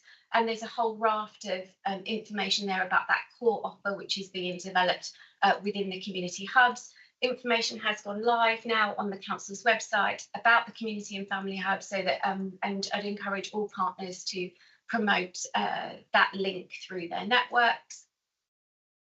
This just gives you a bit of a sense, at place around the hubs that are operating, and that they're very much taking that approach of how can we help. This is about what's going on for you, what are your needs, how can we then support you to make sure that you get the right services wrapped around you, and moving everybody into that how can we help approach. This just shows some of the links with our local library services, which I'm particularly passionate about because libraries are currently within my portfolio. So if you go to Oswestry Library, Bridgenorth Library, you'll have the core of the library services operating alongside the community and family hub. What does that mean? It means you could access one of the early help drop-ins, you could access one of the health visiting open access clinics and get those broader support. So it's a really great partnership between libraries and the community and family hubs. Similar, this shows you work that's happening across the Ludlow area with families and with children. Moving on, again, similar, I think this one is at Highley, and Claire might like to say a few points in a moment about the success of the Highley hub and the work that's been done there. This was the launch, and again, really well attended, and I think the response and feedback from the community to the difference these services are starting to make now is really positive. That link with the Women's Health Hub, and Naomi might want to come in a minute and say a bit more about the Women's Health Hubs as well in terms of the delivery. But you can see there's that workforce training plan with primary care. There's an additional activity programme funded in each of the 9 primary care networks. There's work within targeted groups and communities, a real focus on sexual health as well, so working with the Public Health Commissioned Sexual Health Service provided by MPFT. Real focus on comms and engagement to kind of help us develop the solutions here, and thinking about those digital services alongside the more physical based support. So these are just a few photos of the sexual health and the family nurse partnership team working together and delivering those sexual health services alongside support to our younger mothers. Menopause awareness month, again, this was library resources stand supporting activities through this time. So really importantly is the data capture and outcomes. So we know, don't we, we want to be really clear about what are we trying to achieve in our community and family hubs, and how will we know, how are we going to assure ourselves that these are making a difference. And this for me is where we come back full circle to the JSNA and the recommendations, and that those services that are being offered through the community and family hubs, tie up in terms of achieving the outcomes that we want from a strategy point of view, but also from the JSNA. So I think that's all I was going to say by way of introduction to the paper. Claire, happy for you to come in and add to that once I've got. Thank you. Just a few things to add. So we've got 5 broadly geographical neighbourhoods across Shropshire. We've got similar across Taft and Wrekin as well. We didn't want to do anything different alongside the community and family hubs, and it's been a real work of collaboration and partnership with the voluntary and community sector, with local authority colleagues, with our clinicians, about how we develop the need-based approach in each of those neighbourhoods. The Highley project came up because of a circumstance where the GP handed in the contract, and it gave us a real opportunity about what we could deliver based on the Highley JSNA. And we got a lot of test and learn from doing that project. And that has really been our sort of test bed of the Women's Health Hub, which we've rolled out across all of our neighbourhoods as well. And again, wrap that around the community and family hub rather than trying to do anything different. We're now working with our community trust colleagues about what the district nursing and allied health professional teams will look like to deliver into those hubs as well. They already work with us, but how can we refine and improve that wraparound care, that needs-based approach? And then we're thinking about some of the delivery of our clinical services, so things like diabetes and cardiovascular disease and all our preventative work, how we wrap that around the neighbourhoods as well. Same outcomes, but different delivery based on those communities and those neighbourhoods. And I think the conversation that we had this morning around the children and young people's work, the youth work, the CAMS procurement, and actually what Jamie was talking about, the neighbourhood policing, it would be really good to join that conversation up to think about how we deliver that through some of the hub working as well. Just to say that last week, the NHS planning guidance that we adhere to for our sort of operational planning on an annual basis landed, and there's an element around neighbourhood health. It's a little prescriptive, but not as prescriptive as it could be, but there are 6 elements to that. Population health management, which Paul has talked about, using that needs-based approach and really focusing on where the need is within that community and delivering services with that. Modern general practice, we were already working with our primary care networks and our practices around how that multidisciplinary team approach works. Lead clinicians for the primary care networks have been fantastic about starting to think beyond what are the possibilities of what we can deliver, how do we deliver to those more challenging communities through our sort of health inequalities work. The community health services, I said we were already working with the community trust about what those community-based services will look like. The multidisciplinary teams, you can already see we've started working on that, and we've taken a team of teams approach. So we're not creating anything new, we're just really aligning people to reduce duplication and identifying gaps, so that we can really offer a person-centred approach. The 2 that we probably need to do further work on now are the integrated intermediate care, which is the home first approach. We are really focusing on that care close to home and delivering out of communities and using the community opportunities, I suppose, to deliver that. And we have things like our virtual ward and our step up and step down through our acute. So we just need to make sure that we're lining that around the neighbourhood working that we're doing. And then the urgent neighbourhood services. So how do our communities and neighbourhoods access services in a that kind of urgent care interface that prevents them going to the emergency department, and they can access that more urgent wraparound support. So how do we get that, and how do we deliver that? So I'll kind of stop there. Naomi, did you want to say anything about the women's health hubs? Or No, I think the slides come. I think Paul's probably covered it, and we've rolled a paper to have the Wellbeing board group. Okay, Lynn, you're always fastest finger in terms of space, and I've got Jackie keen to go as well, which is great. So I think that, so just a couple of reflections from me, and then I'll bring others in. I mean, this is a really important piece of work. The important bit for me is that this can't just be about how the NHS does its business, because actually for me, neighbourhood working and community-based working is about voluntary community sector, it's about police, about fire and rescue, it's about all parts of it. It's about the youth strategy. It's about how do we actually work with our communities differently, listening to what they tell us based on what the GSNA tells us, to really think about how. So there's always a risk that the NHS then does, and we've got planning guidance, we've got our governance around it, and it'll look like this, and we've got to do that. Of course, we've got to do that because there is a healthcare service, health and care service we deliver in this as well. But for me, neighbourhood working is much more fundamental than just how does the health service look at that? And actually, we also have to recognise at times that actually we're behind the curve a bit on this. So local authority colleagues, police, fire are better at working in those localities than we are. So sometimes we've just got to have a bit of humility in that space as well, and how do we engage in the right way, rather than come and say we've now got this guy, we have to lead in this space, because we don't always have to lead in this space. So I think we've got to just think about how we work as partners in that space with something to add. We don't always have to put a template on the top of it and say, and it's got to be like this. But Lynn, then Jackie, and then I'm going to move us, Rachel, then I'm going to move us on. We're just let's do it quickly. Yes.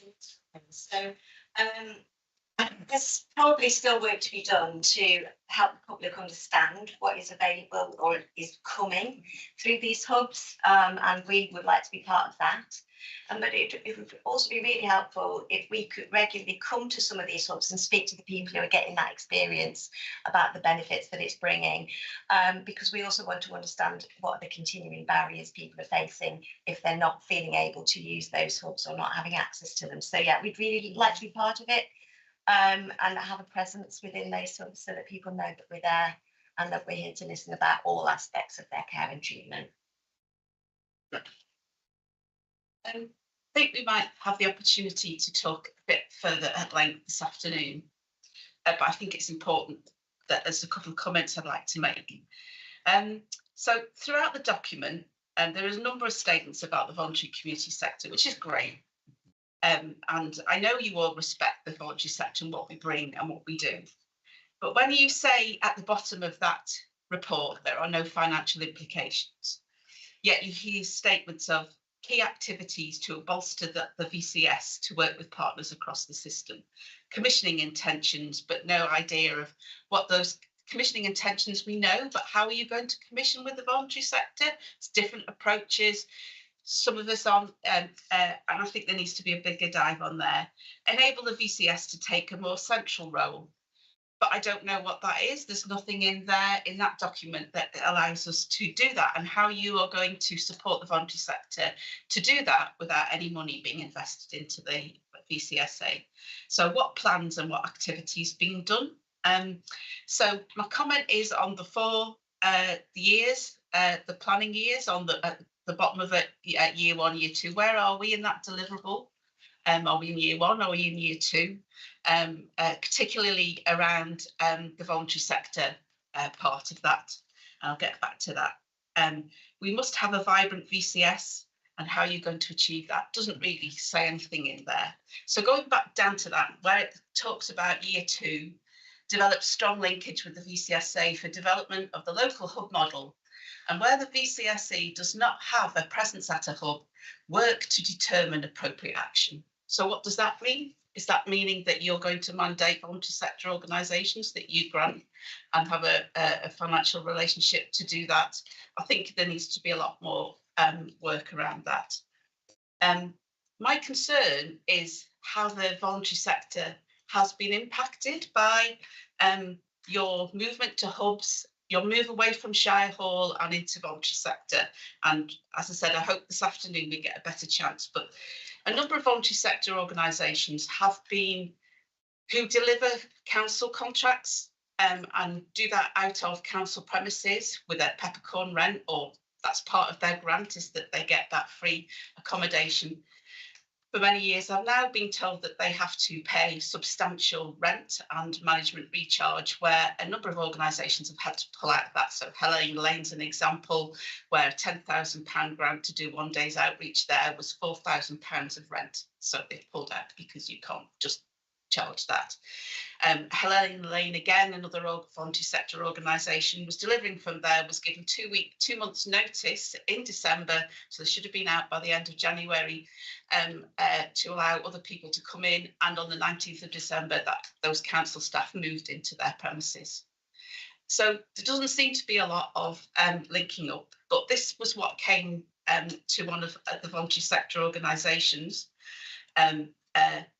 Nevertheless, the council's policy is based on working from home and sharing spaces.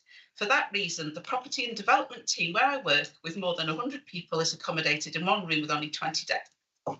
I think all of us must work in the same direction to improve the efficiency of the council.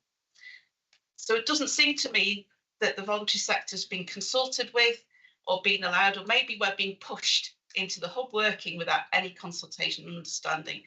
So there's examples where autism hub and working with people with autism, the hubs aren't a good place for people to be seen, and they're noisy. And so I just think there's a lot more work to be done behind this with the voluntary sector. And I know I'm a clanging bell, but I would really love to see some, not engagement, some proper collaboration and some proper capacity building put into the voluntary sector to work with you to achieve this, not being done to. Thank you, Jackie. Sorry. No, not at all. The whole purpose of the board is to bring the challenge and have that honest conversation, debate. So, Claire. Yeah, I feel Jackie's paying many times. So one of the things that we're trying to do from an ICB perspective, a system perspective, is try and build a framework document. I know Jackie's probably a little bit sceptical about it, but actually to cover off all of those sort of points. So particularly the financial challenges, the co-production piece, when we make changes, that it's all, everything in the garden is not rosy for the voluntary and community sector, and how we work with them and shaping those services, that market management going forward. We've got a paper that's talking about the financial challenges, which is going to go to our commissioning working group to really kind of raise that risk. Although we know it's there, it kind of needs to be put in writing. So we're really trying to address some of that. I think we just need to really get into the nitty gritty of it and start to think about the risks and the mitigations against some of that and how we're going to work going forward. But I think we need to feed that into the framework document that we all share. I think that would be. I think that would be appreciated. I'm sceptical because, as you know, we had a voluntary sector person that was employed to work with us who knew the voluntary sector, and I know the new person's lovely, but has no voluntary sector experience at all. So we're back to the beginning of having to take our time to share and teach. So there's something about collaboration means that there's a level playing field, and but I think potentially we have more chance to discuss this afternoon for that to happen, because I know the neighbourhood working is there. I just think it has to be an honest conversation. Don't put things in strategies if there's no action and deliverables behind that. Okay, I'm going to take Rachel and then Celia, and then I'm going to move us on because we've got some catching up to do. So first of all, I don't want to lose Jackie's point, just particularly around the assets and some of the challenges that you've mentioned in the state. So Jackie, if I pick that up with you outside of the meeting and some of those conversations that we need to take place. I think what I did want to say was, we're in year one. We had a good conversation at quite a detailed conversation around the work that's being done.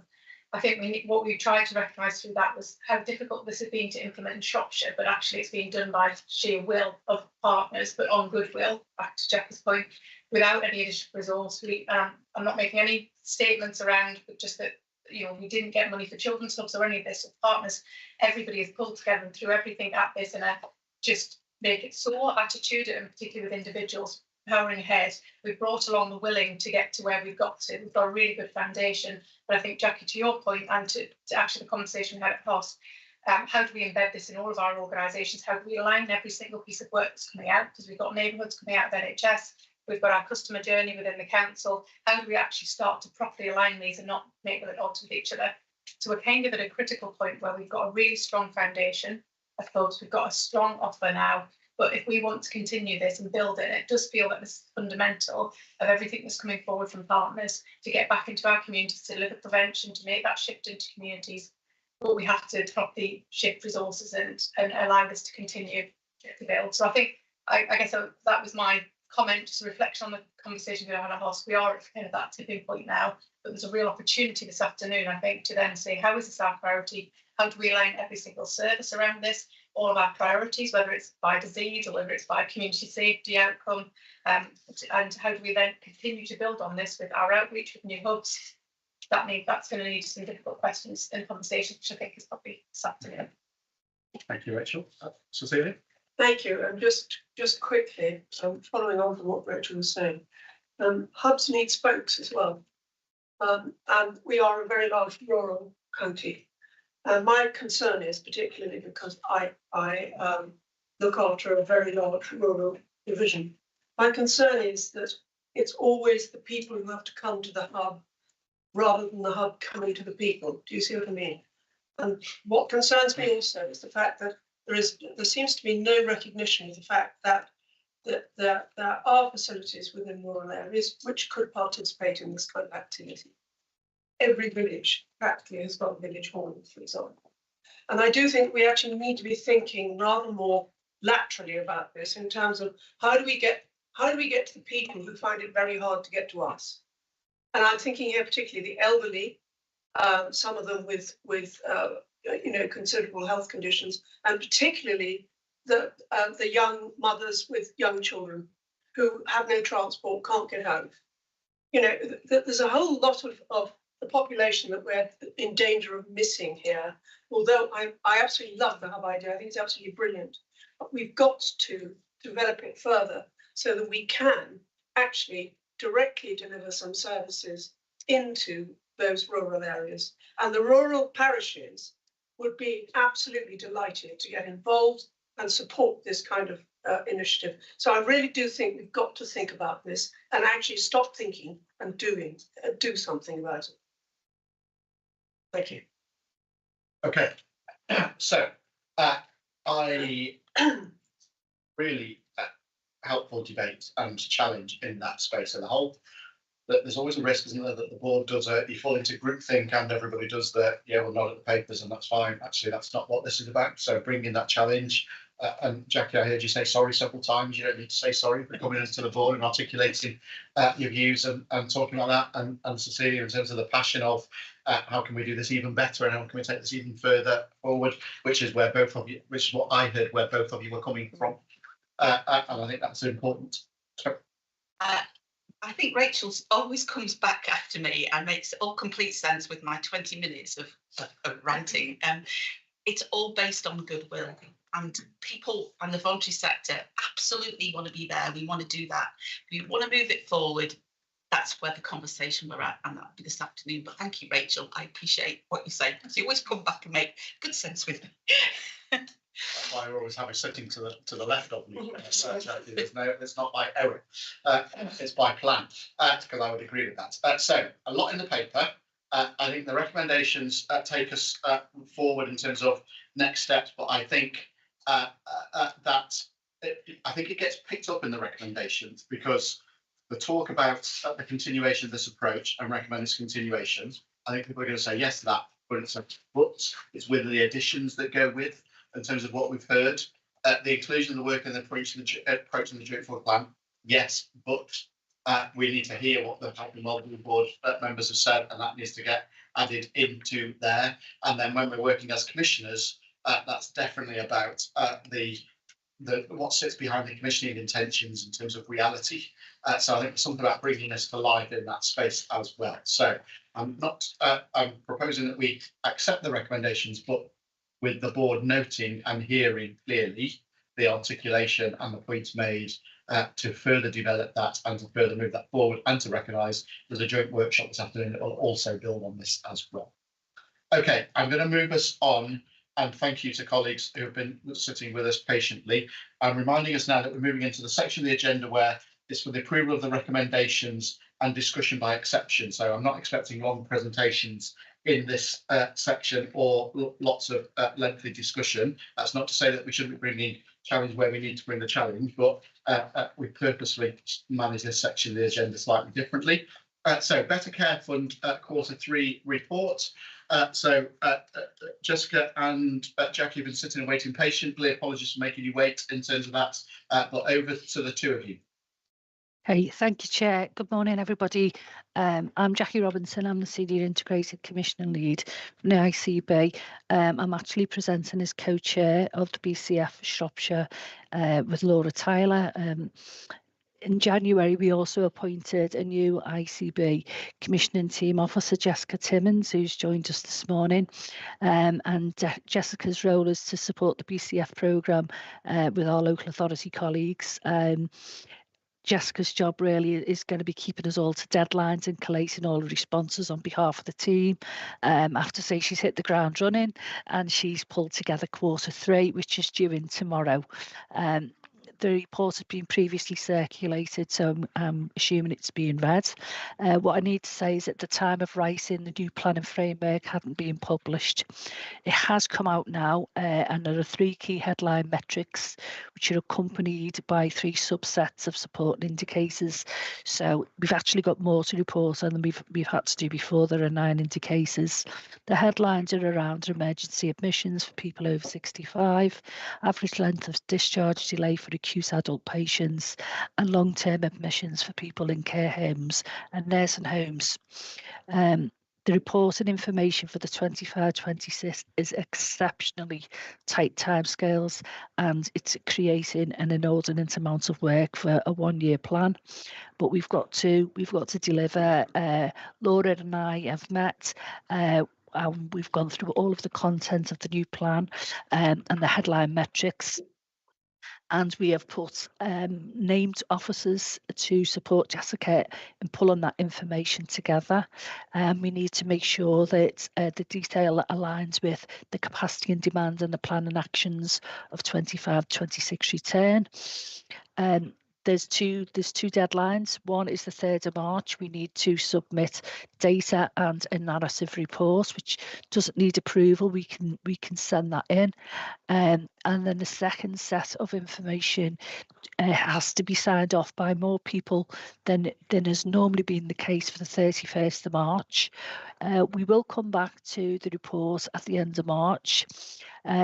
But in terms of sign-off, it needs the ICB, Simon's CEO, the Finance Director and the Place Director, as well as the Health and Wellbeing Chair, CEO, the DAS, the Section 115 officer and the DFG lead. So in order to line our kind of colleagues up, Laura and I are going to be writing out to people to kind of prepare them that this is coming their way. We do hope that this afternoon's development session, which Laura and I will be attending, will provide us with some important content to use in that planning process. In terms of funding for 26 onwards, we've spoken to the regional team. There is no indicative date for the release of that at this moment in time. In regard to our current plan, we're going to go through each work stream that's been funded and look at its delivery. Is there any duplication, so that where possible we can save some money and reinvest it perhaps in another area. In regard to the request of the board, we are asked to approve this report so that we may submit it tomorrow. The appendix puts all the details together in Appendix 1. Thank you. Thanks, Jackie. Jessica, anything you would want to add to that, or is that comprehensive and covers everything? Yeah, I think Jackie's covered everything. Thank you. I mean, there's nothing like light touch when it comes to signatory and sign off, is it? I've signed off multi-million pounds accounts with less people than this signing off, but that's by the by.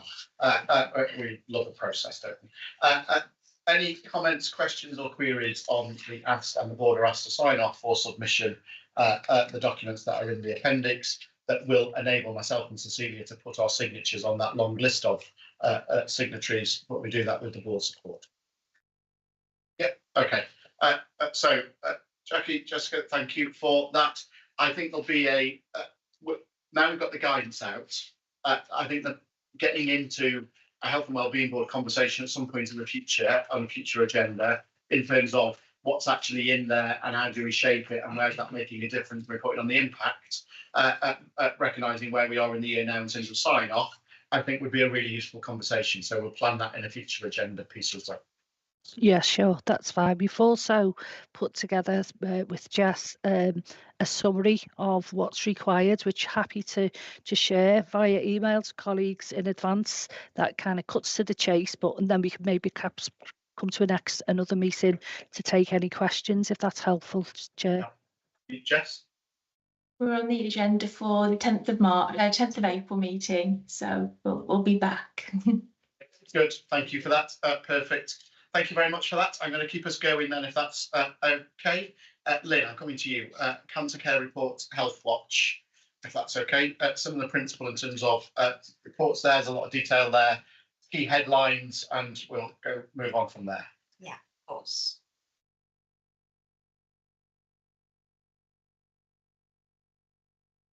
Don't be alarmed that there is a slideshow, but I usually use this as a bit of a script, to be honest.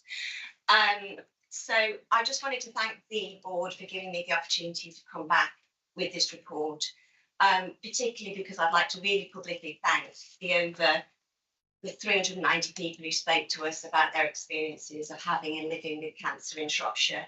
I think this piece of work was a real example of how we need to go out to people in their communities to listen to their views. we had to work with various cancer support groups run by local people in their communities who had experienced services, who just wanted to offer support to each other. And we had to gain their trust in order to be able to do that. And it showed us through those vulnerabilities and their concerns that we really need to gain the trust of people to share their experiences with us. And as we expected, we heard a range of experiences, including very positive experiences, such as the one on the screen at the moment, but also where things aren't always working as well. The main focus of this presentation, which I will share, is what is included in the executive summary, which is what people told us would help them. And of course, everyone's different and everyone's needs are different. And there's really that need for a personalised approach to this. Because it's only by understanding your patient and understanding them and the needs of their carers that you will ever be able to meet their needs. I had a really interesting conversation at the ICB Cancer Engagement event in Telford before Christmas with people living with a terminal diagnosis. And they said that the findings in our report were exactly that they supported them. That was the things that they felt were important. But it was also surprising to hear some people with terminal diagnosis who had no idea of what support was available to them in Shropshire. I found that a very powerful thing. So I think there is a lot of work to be done. You'll see that we've made several suggestions on behalf of the public. One of the things that I'd really like to bring to this conversation is the need for a Shropshire Cancer Network. And the reason for that is because I think that could be an easy thing to achieve. I think there's organisations in Shropshire who would be willing to take this on.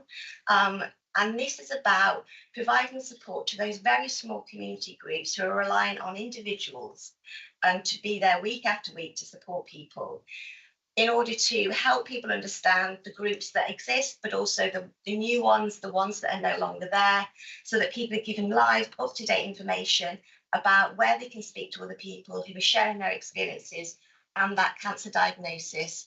And because some of those groups are very specific to a particular type of cancer, it's making sure that every type of cancer has the support that they need, which is what the quote in orange says on that slide. So open to any questions, really keen to attend the next cancer engagement event, which is happening in March in Shropshire, and encourage people to come along and share their views and experiences. And I think the thing that I found very powerful in Telford when I heard from people was the worry that people have for their families and their carers when they're given that diagnosis, and the impact that this experience has on them. And I also think there's a massive gap in our understanding of experiences of children and young people living with a cancer diagnosis, the impact on their lives, their education, their work, and their families. And so I think there is more work to be done. So thank you for that. I mean, I thought the report was powerful as well, so thank you for that. Thank you for sharing with us and for the work that goes into this. I will just really quickly open up for any questions or comments. That's not the main part of this agenda item. In terms of that recommendation, though, Lynn, you're asking us to acknowledge the report. You're not suggesting the Health and Wellbeing Board makes the decision to say, yes, there should be a Shropshire Cancer Network. The board may well say, yes, we would be supportive. I'm just not sure it's within the board's remit to say, yes, there must be a cancer network. I think it would just be really helpful for the board support in that notion, because, like I say, there are organisations currently in Shropshire who've expressed an interest in doing that's fine. I just wanted to check in terms of there's a difference between the board mandating and saying then it becomes something that we get monitored and tracked against versus there's broad support for the recommendations that are in there. So I think what the board's saying is there's broad support for. It's not saying the board mandate there must be a cancer network. I wasn't trying to be different. I just want to get that bit right. That's okay. I think people are nodding, so I think we've got that. Thank you for that. And let's make sure we promote those engagement events as well as you talked about. That's really important. Thank you for that. I'm going to keep us moving at pace if that's okay. Naomi, I see Darryl and colleagues are joined as well. So we're moving on to the dental access update with a couple of seats down here. I hope you're appreciating the warmth of the room having joined us. So Naomi. Could I just let Darren Casey? Absolutely. And apologies for keeping you in style. Ladies first. Hi, I'm Kate Taylor-Wheatman. I'm a consultant in dental public health. And I'm Darryl Jackson. I'm the Senior Commissioning Manager with the Office for the West Midlands, with responsibility for dentistry commissioning across Shropshire and Staffordshire ICBs. And for colleagues around the table, the Office of the West Midlands probably won't mean an awful lot to people, so dentistry, optometry, community pharmacy used to be commissioned by NHS England as part of the changes around integrated care boards in 2022. A lot of those were delegated down to ICBs. What the 6 ICBs in the West Midlands agreed was there was sense in terms of keeping teams together to work on economies of scale rather than breaking that down a further 6 times and doing that. So the Office of the West Midlands is where we as 6 ICBs work collaboratively to try and make sense of these things, but then still have what's our local focus. So just to set the context around the Office of the West Midlands. Right, so just to start, we'll get through this quickly. Obviously, a paper's been submitted, so I'll take it that everyone has got the paper. And the purpose for our shrinking 10 minutes really was to discuss how in Shropshire we're facilitating access to the increased use of dental activity. I'm not going to go through every page of this, but obviously it's based on the dental services. Just to be clear, use the 10 minutes because this is important.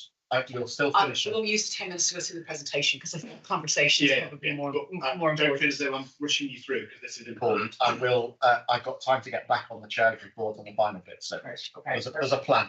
So the paper really lays out the basis of the dental services equity audit that was carried out by NHS England, and also articulates the phased approach that we're taking in Shropshire to encouraging and facilitating access to that care.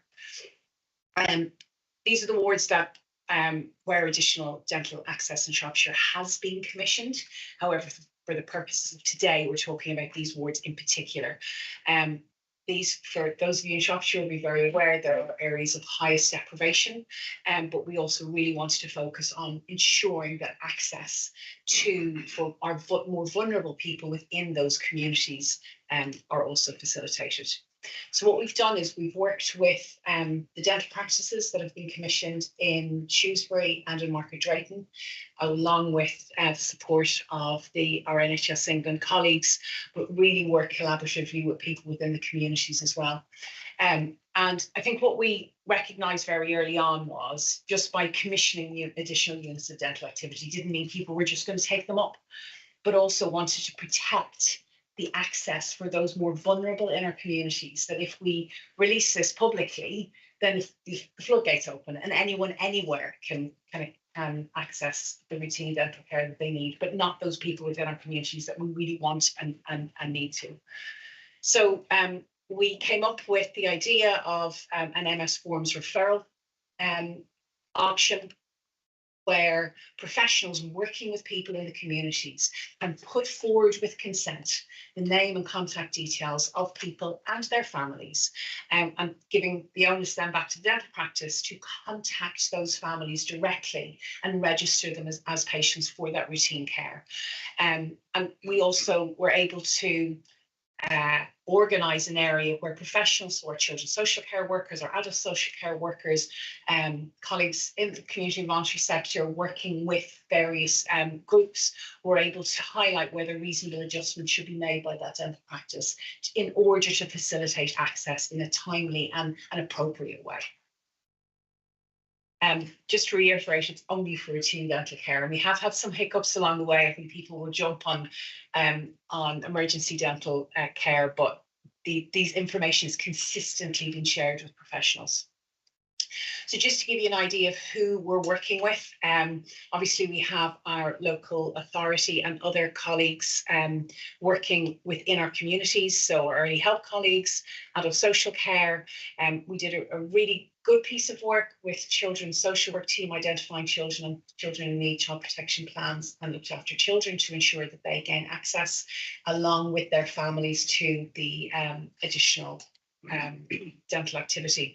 But we have worked within the community, so we've worked with our community development outreach team along with our colleagues in Cube and community resource to really reach out and into the groups that are running across Shropshire to ensure that this information is shared and people are facilitated access through those groups and the referral forms being used.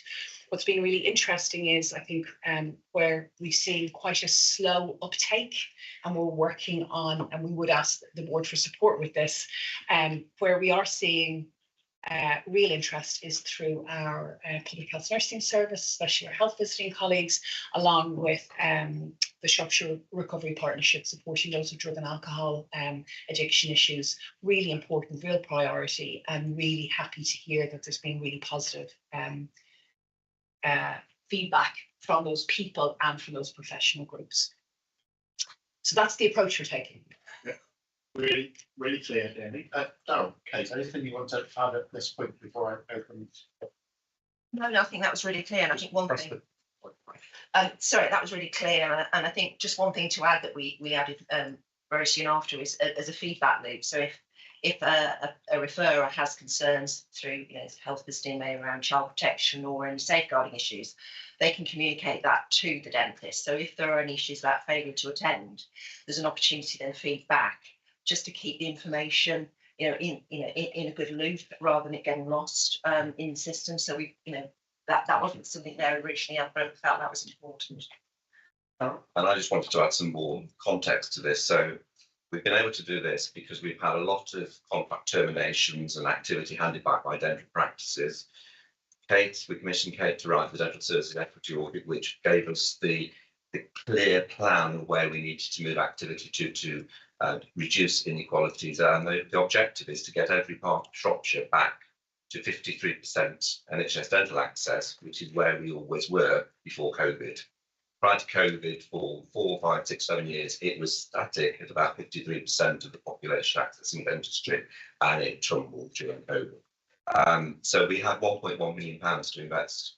And so we used Kate's audit, and we've targeted, as Naomi said, Shrewsbury, Market Drayton, but also parts of Telford and Wrekin as well. Put this into context, the £1.1 million is enough to commission activities for 14,000 extra patients. So there's plenty of activity out there in Market Drayton and Shrewsbury, but what we wanted to do is through this collaborative working to make sure that everybody that is normally at the back of the queue for dental access, remove the barriers.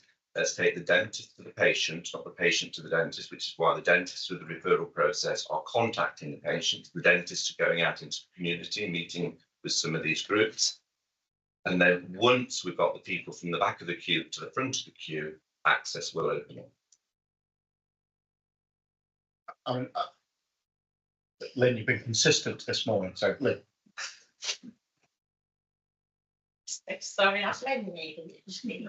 Anyway, firstly, I really support the work that you're doing around improving NHS dental access, because everyone knows we did a report about the challenges of getting services in Shropshire, and so many people are still going out of Shropshire to get them. For me, I think, and it's not now you're going to be able to answer this, but I was interested to know if there were any links with access for older people who are living in care homes, residential homes, and how those things are joining up, really because of issues around nutrition, hydration, and things like that. I think the overall approach is access for all people, and we've got the dental advice line currently, which enables care homes to contact to actually provide advice and support.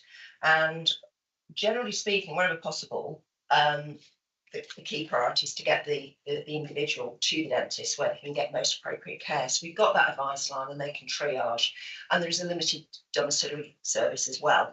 I think one of the things that we find in a significant number of the care homes is actually people need TLC rather than necessarily intervention. And that's why we've got the Care to Smile programme, which is going out and providing support for carers to provide good mouth care, because actually if we can get people's mouths cleaned by the carer or help the individual to do it themselves, then we're probably in a better position in terms of preventing disease, keeping their mouths comfortable, because actually for some individuals, even if there is disease, having a comfortable mouth towards the end of their life, if that's where they are, is an absolute priority to enable nutrition, to reduce that risk of frailty. So I think it's there's the preventive element in in that. I don't think we pretend that domiciliary care is at the level that is ideal, but I think we're on a journey with that. But we have got the advice line, I think, which can at least then provide clinical support and provide that specialist service if the individuals have got more complex care needs through the community dental service. Is that helpful? Yeah, that is really encouraging. Dentistry remains a priority for the Health Watch network across the country. So if there's any work we can do to show the impact of what you're doing, then that would be really helpful. Yeah. I just wanted to add on, because it was fascinating listening to your report as well, Lynn, and I know we work very closely together on a number of things, but one of the things we picked up as we were developing the scheme was there is a barrier between people with sight loss and cancer and the support, which is why in particular Sight Loss Shropshire are involved in this, so that we can start to break down those barriers with people with sight loss and get them into dentistry. So that came from the work that the wider ICB was doing. Thank you for that. And David, I could see you nodding when you were talking. When not sure if there's anything you want to add in terms of from the partners in care. Well, we've been promoting care while working very closely with Shropshire. So we've been promoting that to our members, care homes, nursing homes, but we also did some work done by the ICB last year on hydration and reducing the risk of UTIs, and that all sort of feeds into that overall well-being for residents. Yeah, but I think care homes are pretty much on it now in terms of, I mean, there are some who need a little bit more support than others, but I think we're pretty much covered there. And Ben, you've been very patient online, but I've noticed you had your hand up. Ben. Yes, thank you. So similar point to Lynn's really about SMI patients who typically have very poor dental health and obviously linked to complex other risk factors. So just has that been sort of considered as part of this as a group which typically is very excluded, has dreadful health outcomes in general? Yeah, so we've connected with some of the social work teams at PFT and with the colleagues in SMI as well around giving them access so they have all the information they need to make the referrals. Thank you for that. So let's go back to the principle here, which was the health and wellbeing boards around how do we use. We started this morning actually with a joint strategic needs assessment in terms of how do we use needs-based approach around then commissioning and provision of services to really think about how do we get to the right population with the health and care needs in a way that then adds value in terms of that. And I think what we've just heard play out is exactly that approach and principle in terms of not just wanting a photograph on the front of a local paper with it, here's the queue outside of a new NHS dentist, but actually where is the need? How do we address the need first, and then how do we increase that access from a targeted way, and then work up and work out from there, which I think is absolutely the right way of going about this. So thank you for the work that you've done in this space. We know, and you've said it, Darryl, Naomi as well, that there is more to do in this area, and there's proposals that we've got in terms of how do we increase the UDA rate across Shropshire, Telford and Wickham. What's our focus in terms of primary care orthodontic waiting list times, because that's not where we want it to be, and where we've got NHS dentists that are delivering more than they are, how do we can we go even further with those to get the best value? But actually the starting point that you set out, which is where's the need and how do we really focus in on the need rather than some of these more global approaches, I think is a really important one given this agenda. So thank you for bringing that.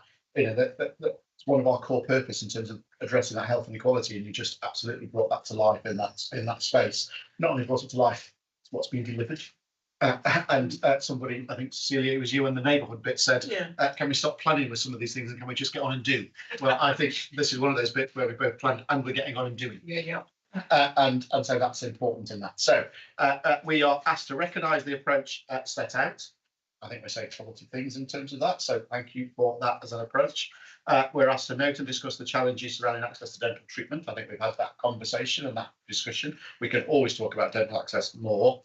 And note that the synergies between the equity audit and the commissioning and local feedback on dental services linked to the JSNA, which I've just you set out much clearer than I've tried to summarise at the end, but I think it brings together in that space. So I'm seeking board approval in terms of accepting those recommendations. And I would say, as ever, given this is one of our health and equality challenges, this is one of those things that we need to keep coming back to. Yeah. And so let's make sure we've got a focus on when it comes back to the agenda, and we think about bringing that in the right way. So other than that, but thank you. And thank you for coming in person to present to the meeting as well. It's really appreciated. Thank you. I'm going to keep us going at pace because in the background, I'll be keeping one of my execs sitting and waiting for the next agenda item, and whether Ian said anything on here or not, given his live stream to the public, probably not, but it does mean I'll get comments back in the office at some point as well in terms of keeping my execs waiting. But Ian, you're very welcome to the Health and Wellbeing Board. Apologies, we're running 20 minutes late.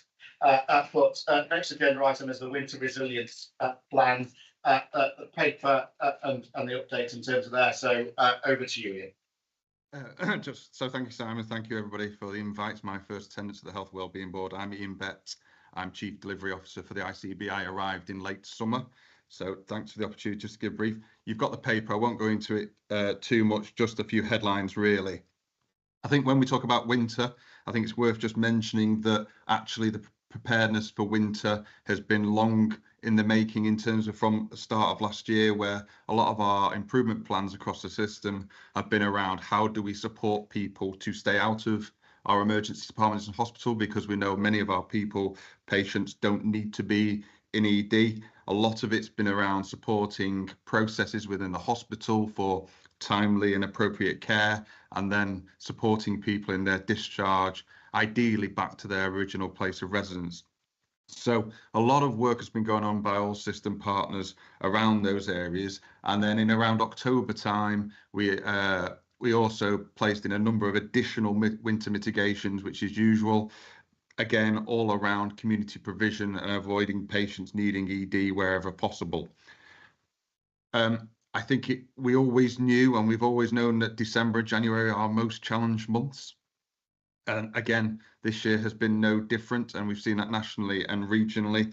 I think I will call out there was a particular spike in the number of viruses around in December that resulted in a number of patients requiring acute admissions to hospital, far higher than perhaps we'd seen in recent years, due to the number of the viruses that are around at the time. And I will say that our main area of concern, which I'm sure you'll all be aware of, is the number of ambulances with patients inside waiting to access our emergency department. Those waits have been far too long, and the amount of time our patients have been waiting in the emergency department for treatment, or particularly a bed within the hospital. So that remains our real two key areas of risks around our UEC pathway. I am going to call out, however, some of the good areas that we've seen, both in the improvement and some of those things that have really come to fruition to help mitigate winter.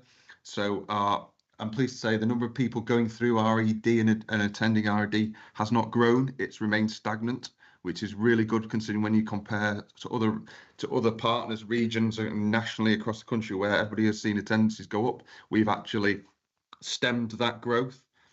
Also, the length of stay for patients who have been waiting discharge for a complex need, whether it be social care, domiciliary care, whatever it might be, is halved. So when a patient was fit for discharge and was declared that could be discharged, that was previously at 4.5 days. It's now down to 2 days, but we continue to push on that. And I just also wanted to call out the Care Transfer Hub. That is something that came into fruition in October, which is basically a multidisciplinary approach across all partners where social workers, nurses, therapists have all come together to support our patients being discharged in a timely and most effective way. And I think that's just evolving and is quite still immature in its sense, but has made a real difference for our patients this winter. Despite the pressures, we have had, it has felt like a much better system approach this winter. I'd just like to thank all partners involved. I think we had a critical incident in late December, which only lasted 2 days, and that is because everybody pulled out the stops to support our patients, and was a remarkable and outstanding team effort from everybody. I'm pleased to say January has improved, but our main concerns continue to be the number of patients in our ambulances and ED waiting for care. That still is an outlier for us, and we are absolutely focused on improving that going into this new year. Thank you, Chair.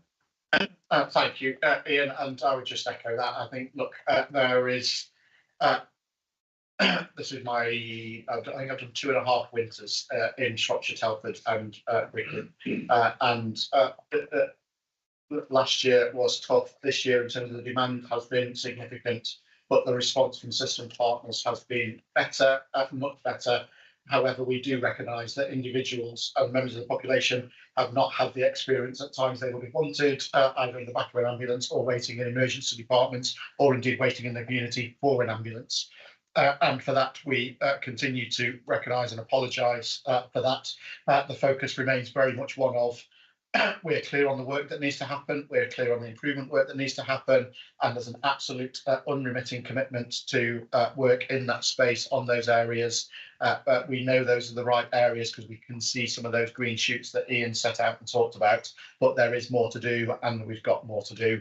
But what we've said, both internally and with partners, is we're not stopping winter planning now. We will just roll on from now into start to plan for 25, 26 already, so that we build in that space. And actually, we probably need to change the language a bit, because we move beyond winter planning to it's about that pressure demand or pressure planning, because it can come whether there's a heat wave, it can come when it's a bank holiday. So we need to be ready to respond in that way. Papers there, Ian set that out. Happy to take any questions or comments on that from any colleague. No, thanks for that, Ian, and appreciate that. And as I say, apologies for keeping you waiting, but thank you for the update. Thank you all. Okay, there's a final paper in the pack, which is there's a chip update, and that's for information. I'm not proposing to prevent or talk through that. And then the final piece on the agenda is the chair's report. A couple of bits for me to update on in that space. Look, we tried to theme this meeting as we've done with others, and I think that feels like there's been a flow in terms of the children, young people, youth focus, but also then needed some areas where we brought the updates, so that's worked. I want to highlight that there's a Turning the Curve workshop on the 6th of March at the Barnabas Centre in Shrewsbury, so look out for that and engage in that if at all possible. Also links to the children, young people piece in that space as well. We're about to launch the pharmaceutical needs assessment consultation. So that's a statutory responsibility that the Health and Wellbeing Board has. So that will be launching shortly. You've heard reference a couple of times. There's a workshop between Health and Wellbeing Board and SHIP this afternoon in the council chamber. So that's 2 till 4 this afternoon. And on the Health and Wellbeing Board pages, you will see the pharmacy updates in terms of any changes or contractual changes that happen in that space as well. So I am going to pause there. There's one final thing for me to say, and she's not here, but this would have been Penny's last meeting with us. Now, all of you will know Penny well, and you will know that she would never want to fuss or anything else. And she's probably given me really clear instructions not to say anything as well. And I'm getting vigorous nods in this space, and I'm ignoring that because it would be.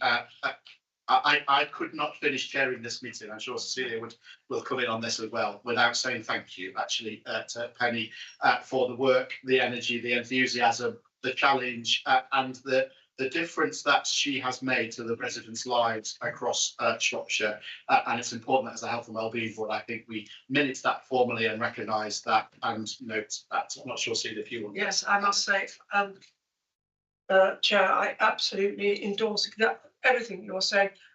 To me, Penny is a sort of magician. She manages to pull rabbits out of hats just when they're required and makes it look terribly, terribly easy.